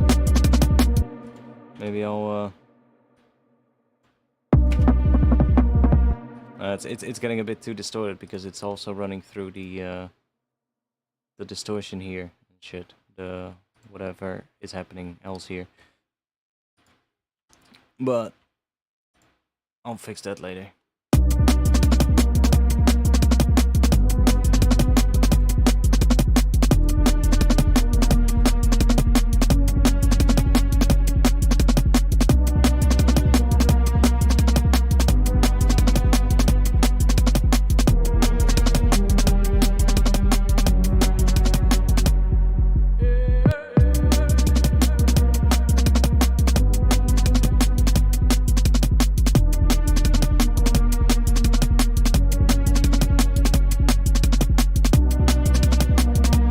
See, it's all a bit too distorted on the drums at the moment as well. I can hear it when I pull this back. I can just hear the distortion happening, which is probably a result of the saturate here. It's probably going too hard into that as well, so I just need to pull that all back and start gain staging this whole thing. So like build the drums up, and then basically gain stage everything else that I have at the moment to the drums. And then I can really start making the bass good as well. But we're getting somewhere. Good that I opened this one up. That's gonna be it. I'll be back soon though. If you wanna join the Discord, if you're not a member yet, I don't know how many people are still watching. I only see one name in the chat right now, so Silo Sipe. That's a really difficult name to pronounce, mate. Not hating on your name, by the way, sorry. But it's just hard to pronounce for somebody who's not a native English speaker. Yeah, yeah. I see you in the chat, mate. I see you in the Discord as well. So I'll be in the Discord after the stream. So if anybody of you has any questions or anything, let me know. I'll be there. I'll be back soon.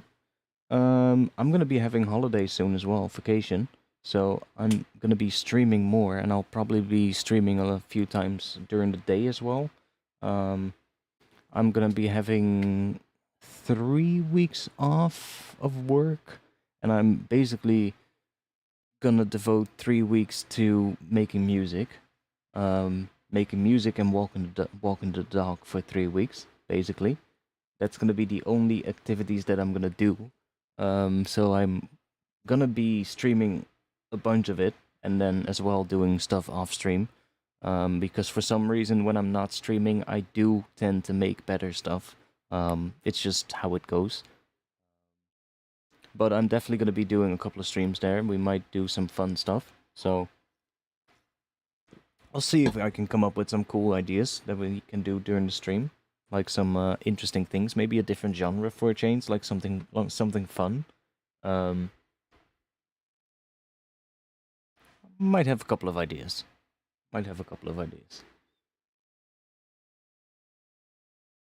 Anyways, that's gonna be it. I'll be back on next week on Friday, and if I stream any time else, then I'll let you know in Discord on the Discord. So that's gonna be it. I'll see you all soon. Peace.